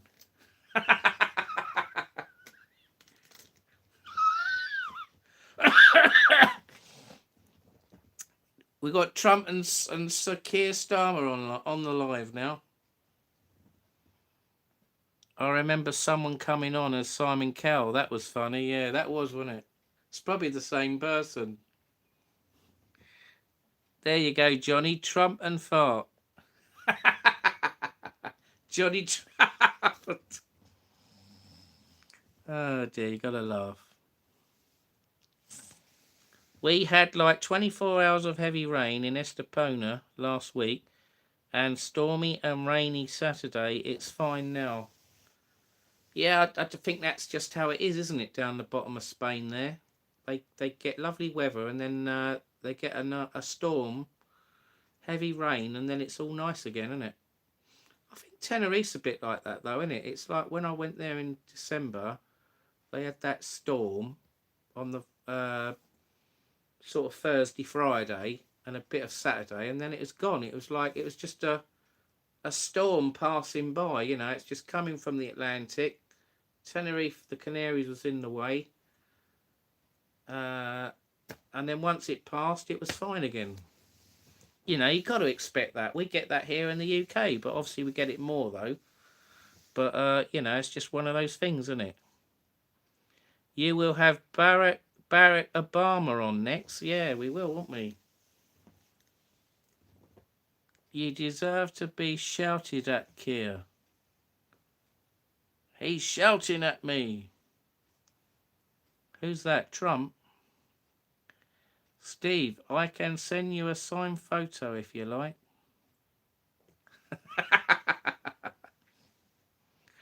Yeah, happens every year, Johnny. This January has been a lot more windy and cold. Okay. Yeah, I see a lot of videos with Benidorm keep getting a lot of rain on and off, and then sunshine. Canaries, I noticed Canaries seems to be a lot cloudier these days, but maybe that's just the videos deceiving my mind. Tenerife has microclimate, sun in one direction, cloud in the other. That's right, microclimate, that's it. You can be in one bit of Tenerife boiling hot, be in another bit cloudy, another bit pissing down. You're on my list now, Steve, Sir Keir Starmer says. Oh dear.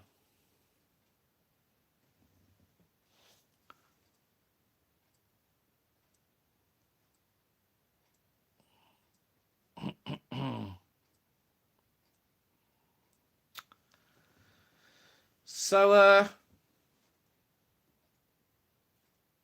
are you back now, Tez, or are you still out there? Raising it now, thanks to Steve. Can you abolish the TV licence, please? Yeah. What about ULEZ? What about scrapping ULEZ? That would be nice. I think London just needs a congestion zone, doesn't it? It doesn't need ULEZ as well. I think bringing in ULEZ was very mean. That Sadiq Khan, I think he's got the wrong attitude. That has certainly upset a lot of people in London, and a lot of people that go to London. You know, people need cars to get to places. We don't all want to get in public transport. We don't rely on public transport. It's too expensive. And all this EV vehicle rubbish needs to be abolished as well. You know, people should be allowed a choice at the end of the day. We buy what we want, and we don't want to be forced to buy something. So, if someone wants to have a petrol car, let them have a petrol car. If someone wants an EV, let them have an EV. If someone wants a diesel, let them have a diesel. Does it really matter? I don't think it's going to affect the emissions one bit. All this emission zones, a load of old rubbish. Because, you know, roadworks cause congestion, cycle lanes cause congestion, loads of buses cause congestion, accidents cause congestion, building new roads causes congestion. It's not going to make any difference. All the emissions you save in one area are going to be worse in another area because there's work going on. So how is that going to save the planet? It's a load of old crap. It's a load of old crap, the low emission zone. And do you know what makes me laugh is to get to Heathrow Airport, right? If you're on the M25, because that's the borderline for the ULEZ, isn't it? The outside of London. The minute you drive, if you drive to Heathrow Airport, how is that a low emission zone if there's bloody jet engines, airliners throwing out thousands and thousands of pounds of thrust of emissions? How is that a low emission zone? That is the biggest load of crap going. I bet you if you put a meter up at Heathrow Airport or Gatwick or Stansted or Luton or whatever, Leeds, Bradford, Manchester, Liverpool, whatever, I bet you the emissions are higher at the airports than if you go 20 miles down the road. So all airports should be excluded from an emission zone. You tell them what you think, Johnny. You're wrong about that, Keir. It's actually Boris. Boris. Hello, how you doing? Hello, yes. We got the pandemic. Stay at home. Keep safe. Don't go out. Stay at home. What a load of old crap. Oh dear, AI will end our world as we know it. The future is very bleak. That's why I support it. What's... The future is very bleak. Where have I heard that saying from? I've heard that from somewhere else. So AI, you don't stop hearing about it now, do you? AI this, AI that. They can AI documents now, can't they, or something? They're going to put people out of jobs, this AI. All these people that designed all these templates for documents or programs, software, or like arts design software programs or whatever, video editing programs, they're all going to be out of business because AI, all you got to do is talk into a mic or type what you want, and this AI thing will just do it all automatic in seconds. It's like it's all programmed to do everything, and it will do it. It will do it for you. 2 years max and most jobs will be gone, Steve H says. The Chancellor supports me. Oh no, don't talk about the Chancellor. I can't remember who the Chancellor is now. Who is the Chancellor? Oh, is it that, what's her name? That woman. I've forgotten her name now. Yeah, I don't like her. She's horrible.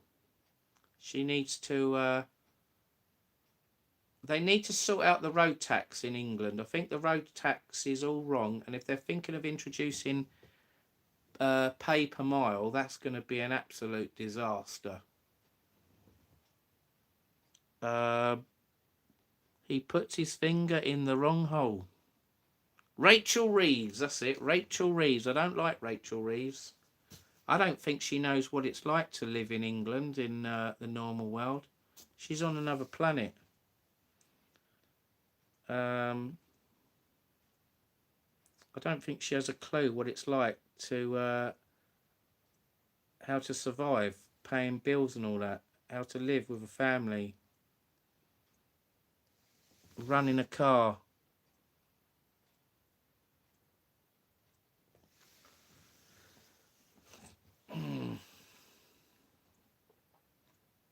AI is, I mean, I've started using AI now. I never thought I would use AI, but I've started using AI, and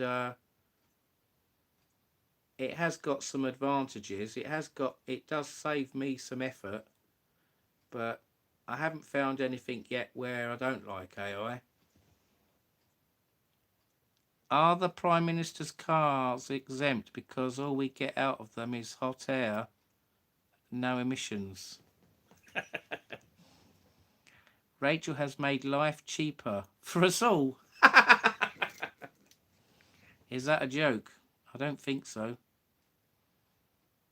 Have you heard about the new passport laws, the two passport situation? No, I haven't heard about that yet, Pink Candy. What's that then?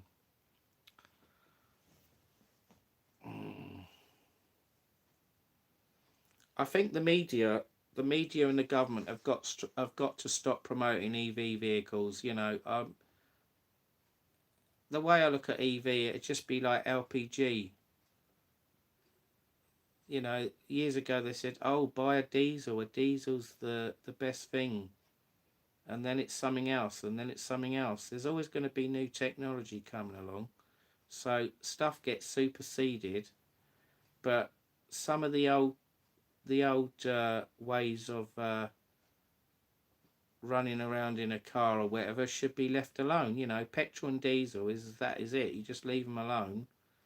EV is another way of getting around. Okay, fine. If people want to have EV, let them have it. But as I said earlier, people should have the rights to decide what they want and not what the government says. All this EVs are no better for the environment than a petrol or diesel. I do not know Epstein. Oh, yes, you did.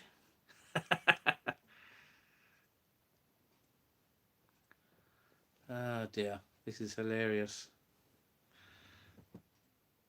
All sirs are dirty, end of.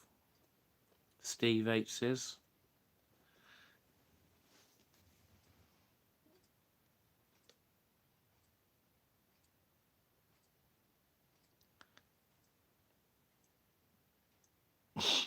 Hot air, no emissions, that's right.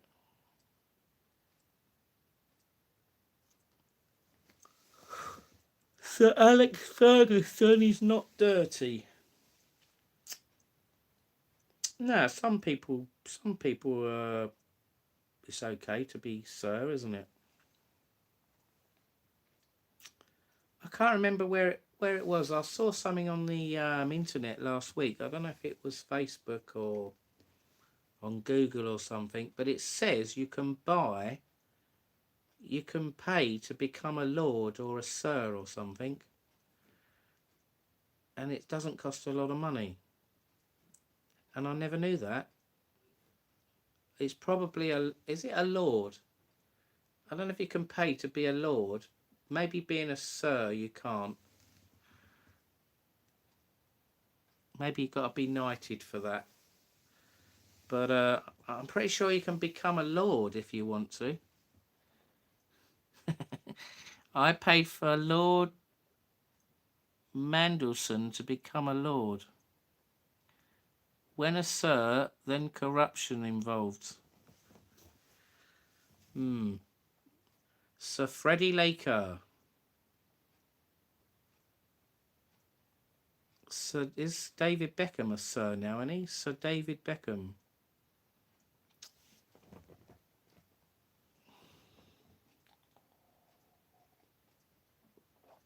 I'm not sure if David Jason is a sir. Is David Jason a sir?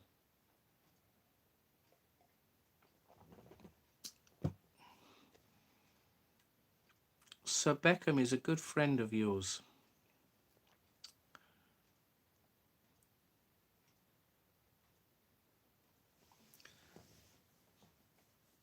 I don't know what I've lost track of what David Beckham does now. I don't think he plays football anymore. He's retired now, and he must be a manager or something, or an owner of a football club or something. And then he's got all these companies sponsoring him, haven't they? They had Stella Beer was sponsoring him, weren't they? Putting Stella pints or drinking Stella. Various clothes companies. Need Beckham at West Ham. Yes, yes, David Jason is a sir. Sir Johnny Vlogger UK sounds good. Sir Johnny Vlogger. Sir Tenerife Tez.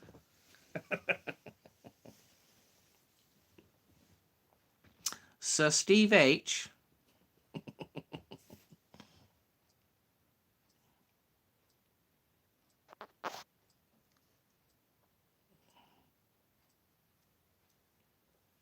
Sir Prince Andrew. Oh dear. No, we don't want him as a sir. He needs to be demoted. Tez, you could give Johnny his knighthood. Oh dear, you gotta laugh.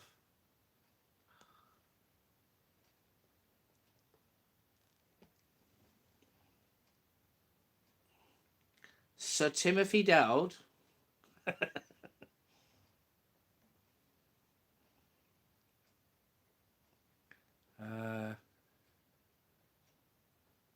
Sir Webby Boom.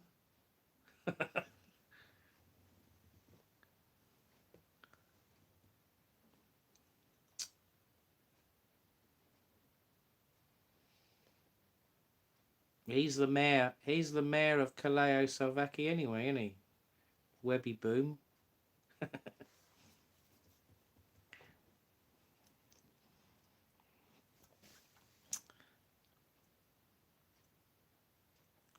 So Tez, you could be the mayor of Derbyshire. I could be the mayor of Sussex. East and West Sussex. There you go. Do you know, I'd love to be in control of all the roads, of how they're designed and how to change them. If I had the power, I would change so many roads back to how they were, or change them slightly, but where they would be better to what they are now. Because I don't know what the council's doing around where, in Brighton especially, they are absolutely useless.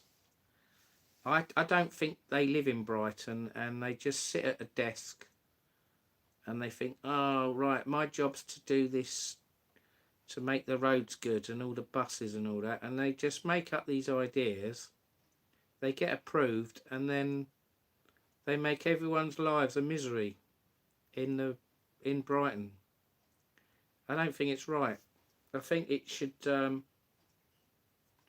all come down to where the public should have a right to vote, to have their say about something before it starts, before the work goes ahead, or for it not to go ahead. Because I never hear of anything,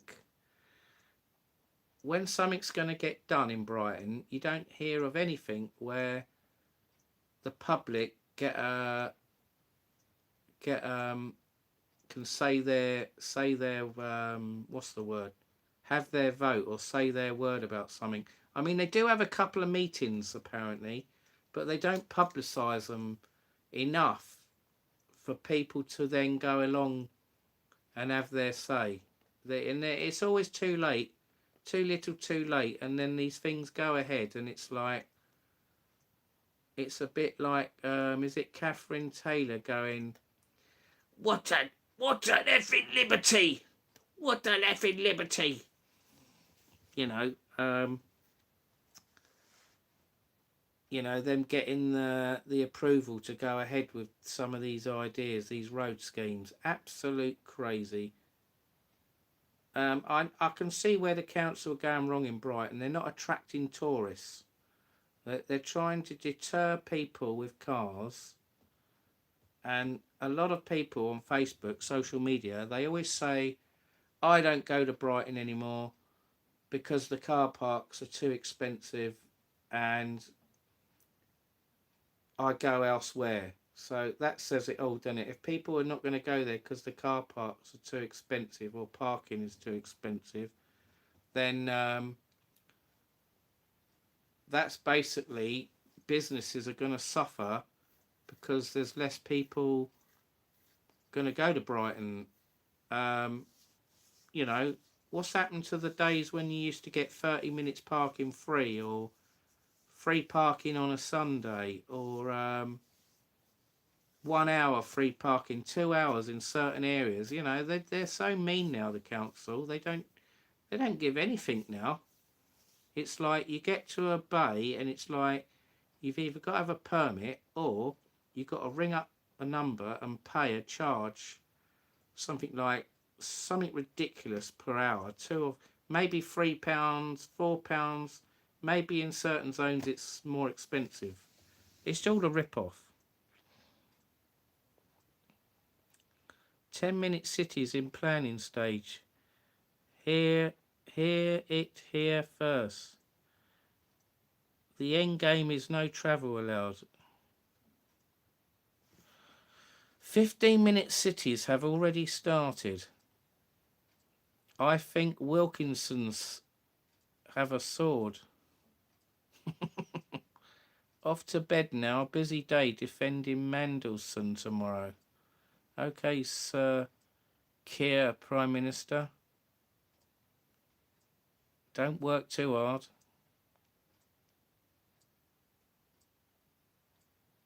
What's that? Tez, you could give Johnny his knighthood.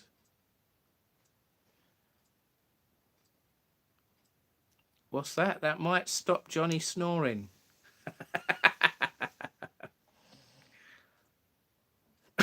Where you buying the soul?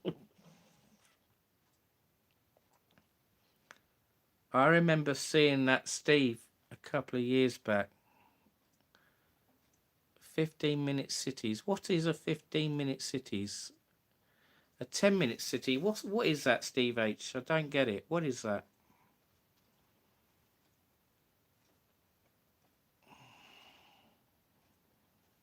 Oh, I never stop. I never work top hard. Too hard, you mean? Only allowed out of your area a certain amount of time. Why would you only be allowed out of your area a certain amount of time? That's bloody ridiculous. What, they're going to try and control us? Oh, sorry, you can't go out. No, you have to stay in. You have to stay in. You're only allowed out one day a week. Could you imagine that?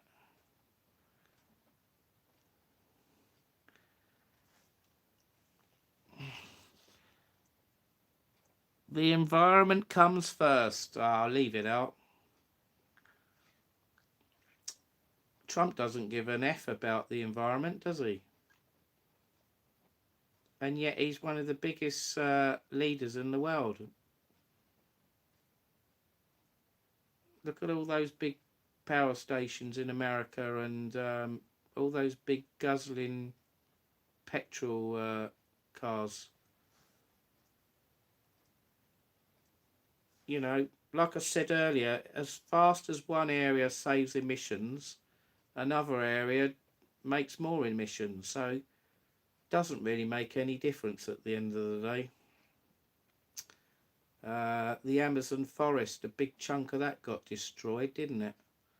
You get all these bloody fires every year. You think all the smoke that comes up from all these forest fires around the world, that produces a load of emissions. It's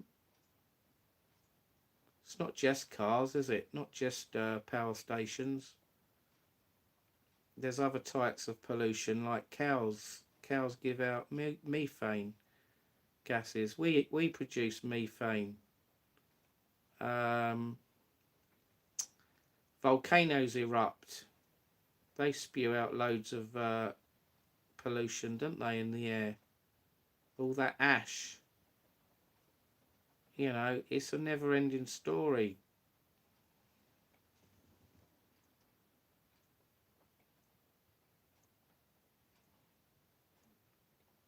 Steve, you know, you need to go and visit Sir Keir Starmer. There you go. Give him all your ideas. What policies you want.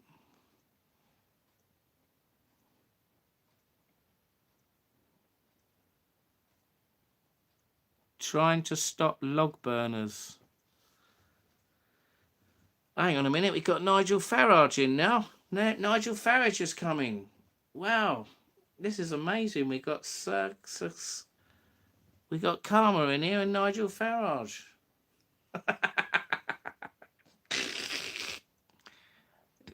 You're a bigot, Nigel.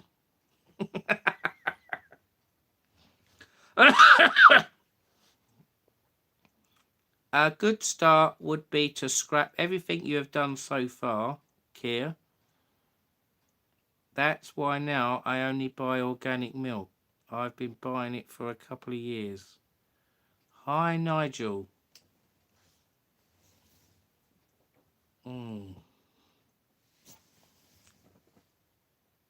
You're embarrassing our country, Keir. Hmm.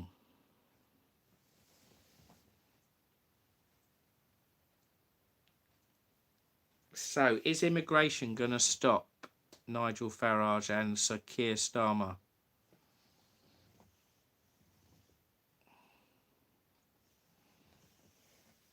Are the French stopping the immigrants coming over? We don't see anything on the news anymore about all these boats.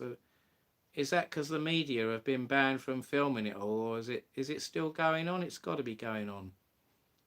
Look at these people that went over to the French coast and started puncturing all the rubber boats and preventing certain ones crossing the channel. That was a great idea, but obviously, they can't keep doing it because they need money to do it. They need funds. And why can't the French do that? Why do we have to go there and do it? I don't think that's right.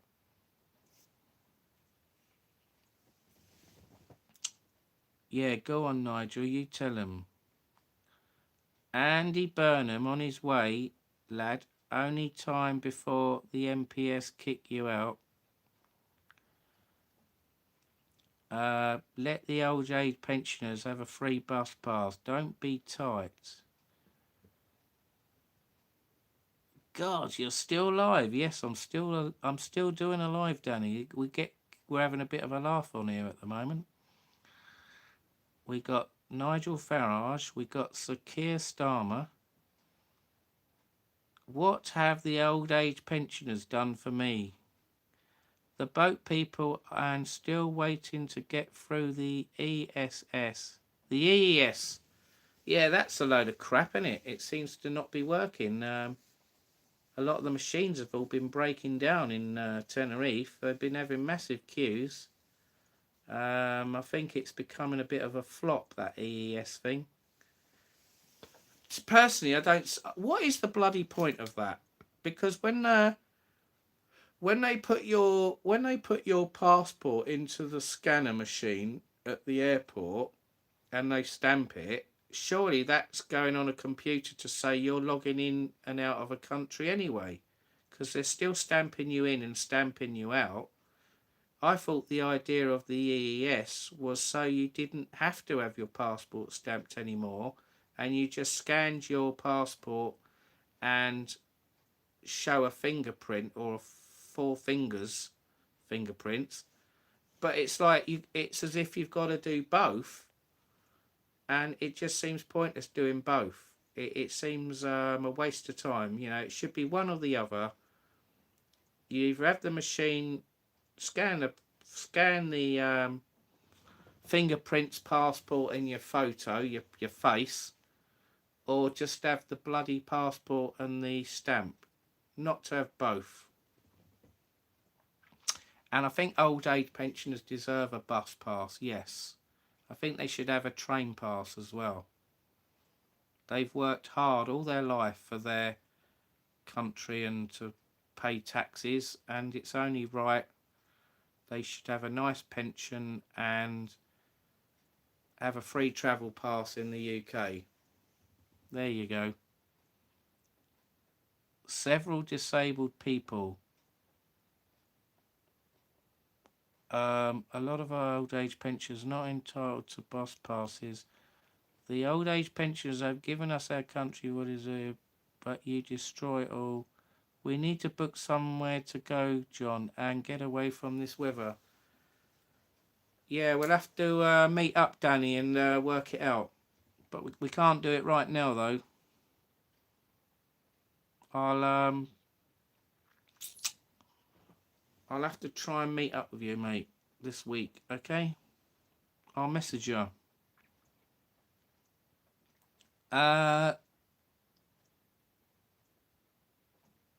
Danny will go where he wants. Oh, yeah.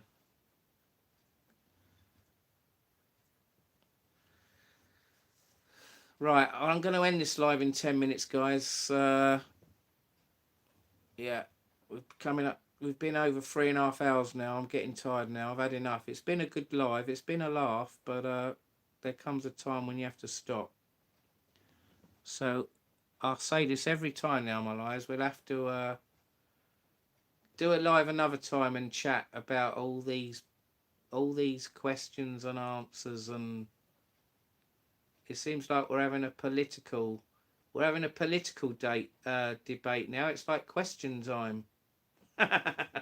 Johnny's question time with Sir Keir Starmer and Nigel Farage live.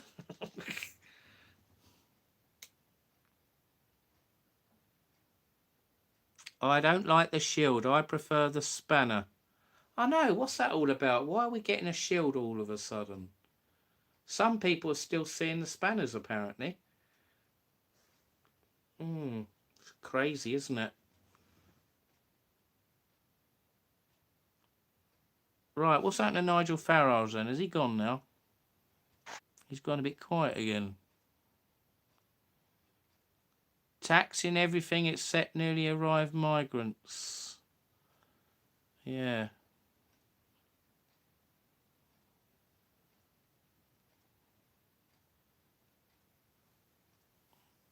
Joined 11 days ago.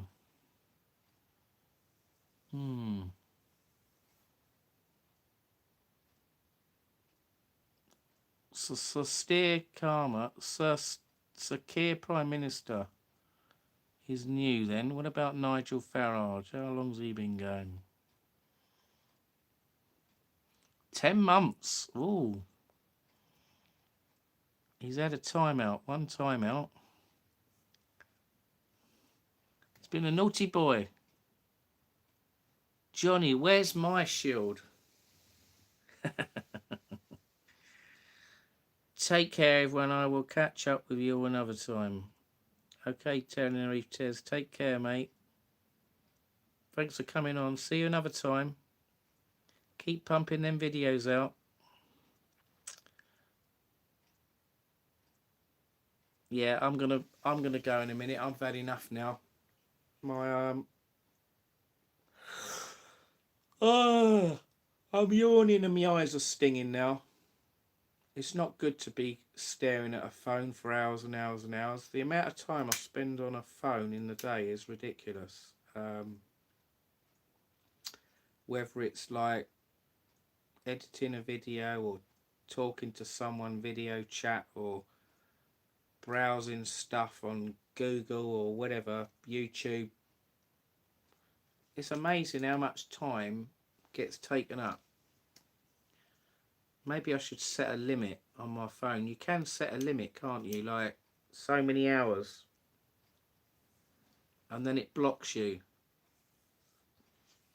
But then that would become annoying, wouldn't it? Because you'd need to go on it in the evening or something probably. And if you used up the time, you'd be stuffed. You wouldn't be able to. So that would be a disaster. But I suppose like sensible, try and be sensible going on this on your phone all the time. Maybe go on it more in the evening and a bit in the morning, and maybe in the day don't bother. That's probably makes more sense. Don't know what these funny little signs are that keep coming up in certain comments. I need to do some checks here. Let's have a look.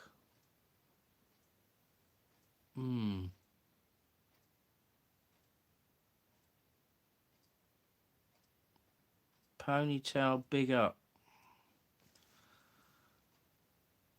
What did you think of the football, John, today? I went to the pub and watched it.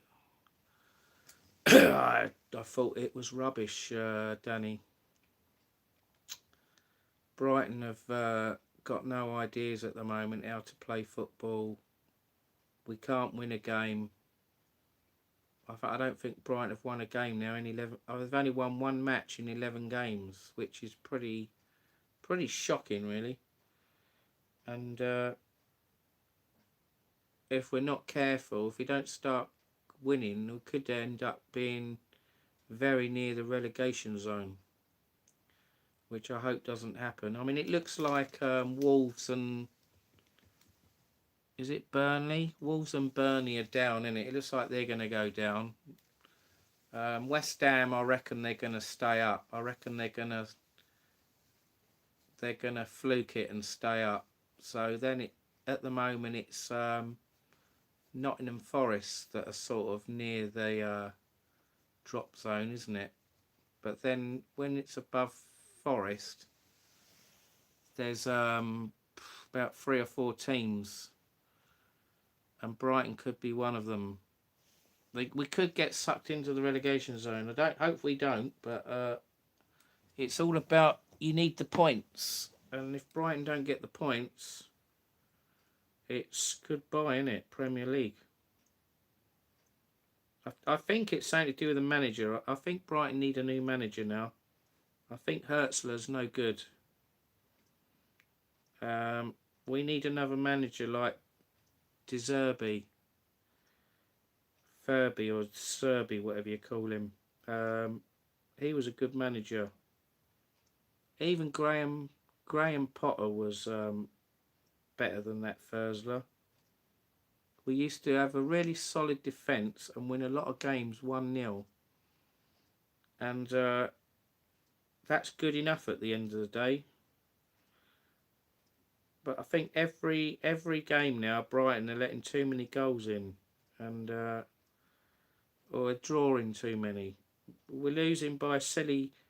We're either losing by 1 goal or like a dodgy VAR decision, and you know, we've got to get. Brighton have got to learn to be clever, how to avoid VAR. If we score a goal, is it definitely going to be a goal and you can celebrate, because you know VAR can't do F all about it. And if it's near the end, we've got to defend more so they don't score. The other team don't score.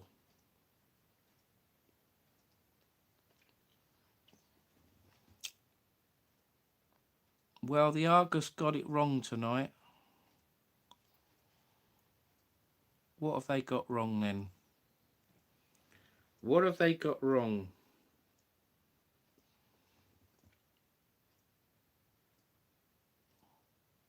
Every morning you get up, it's becoming more and more ridiculous by the minute. What do you mean, Pink? They said Brighton won and the Palace got 0. They got it the wrong way round, the score. How stupid. Yeah, we would have liked that, but it didn't happen, did it? I was just trying to find the blimmin' Premier League table. I can't think straight. Live score. Right, live score. Premier League. Here we go.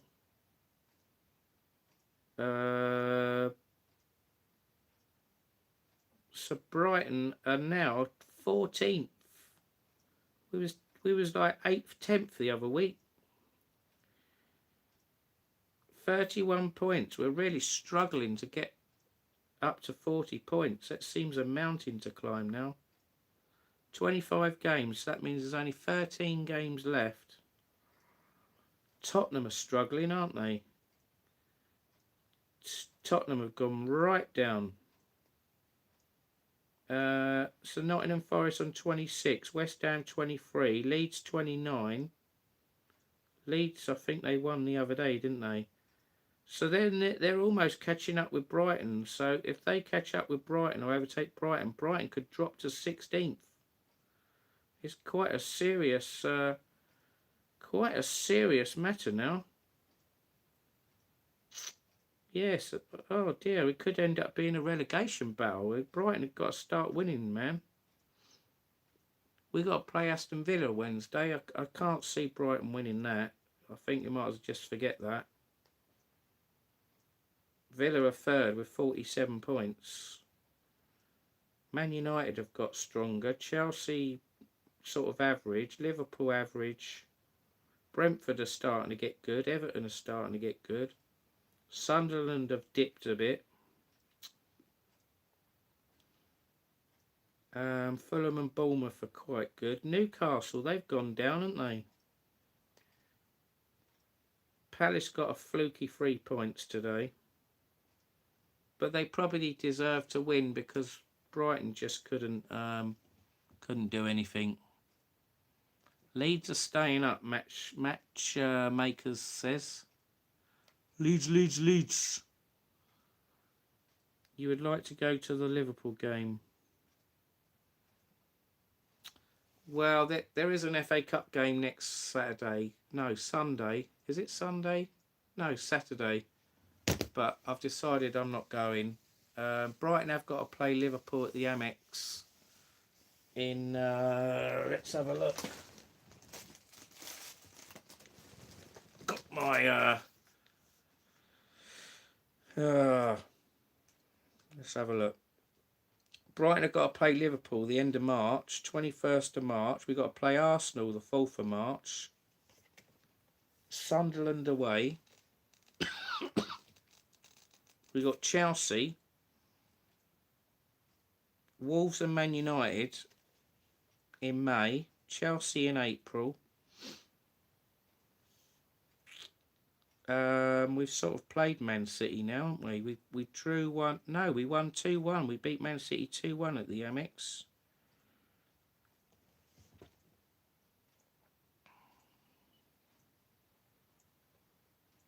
We should go to one of them. Well, I am gonna try and go to the Liverpool game in March, the 21st of March. I should be back then.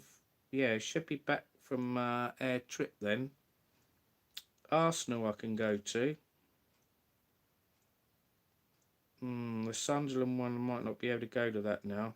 No, I won't be able to go to Sunderland. That's out. All depends what holidays I book. I'm going to have to try and look at the dates of these football games. Work around these football matches. Otherwise it'll all clash. Football's fixed. It wouldn't surprise me. Yeah, I think some of the football games are fixed. Pink, Andy. They are a bit corrupted. Definitely. There's definitely some dodgy match fixing going on. I don't care what anyone says. People are going to deny it, but I'm telling you, there's definitely some match fixing going on. Could you imagine if that Man City Liverpool game today, if it was 2-1 and then they disallowed the goal, they got the second goal they got near the end, and if they hadn't scored the third one, that would have caused a major uproar.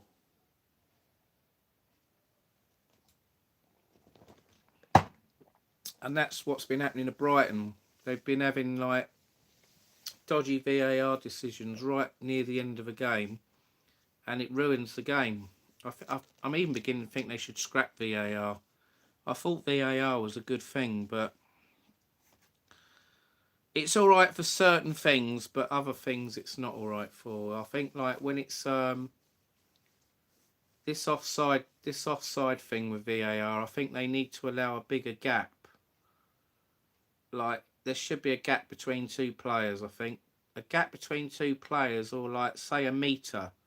Give it a meter difference between two players.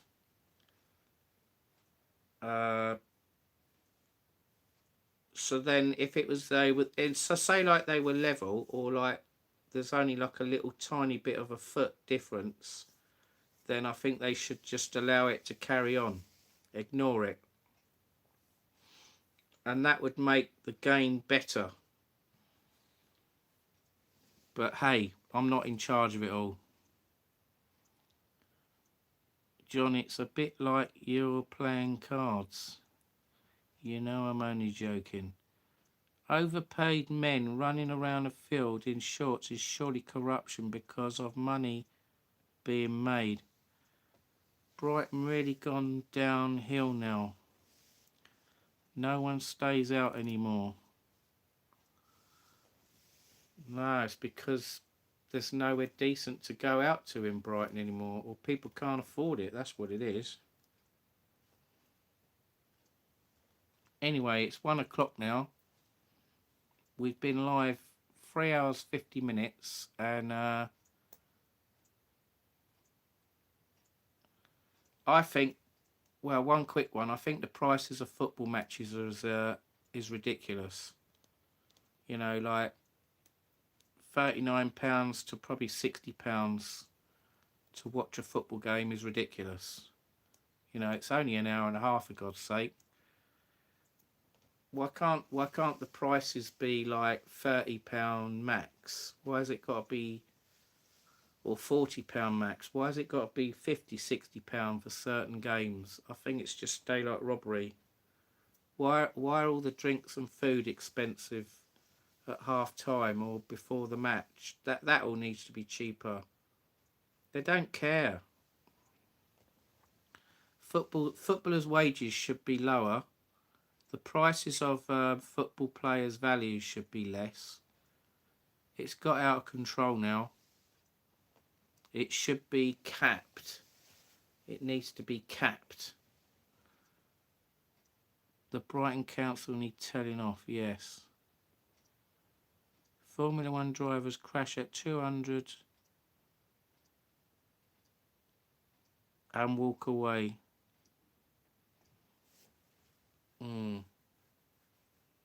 Anyway, I don't really want to talk about all these topics anymore now. I've had enough now. It's late at night, so going to end this live now, guys. So we'll talk another time. Take care. See you later, yeah? Bye-bye.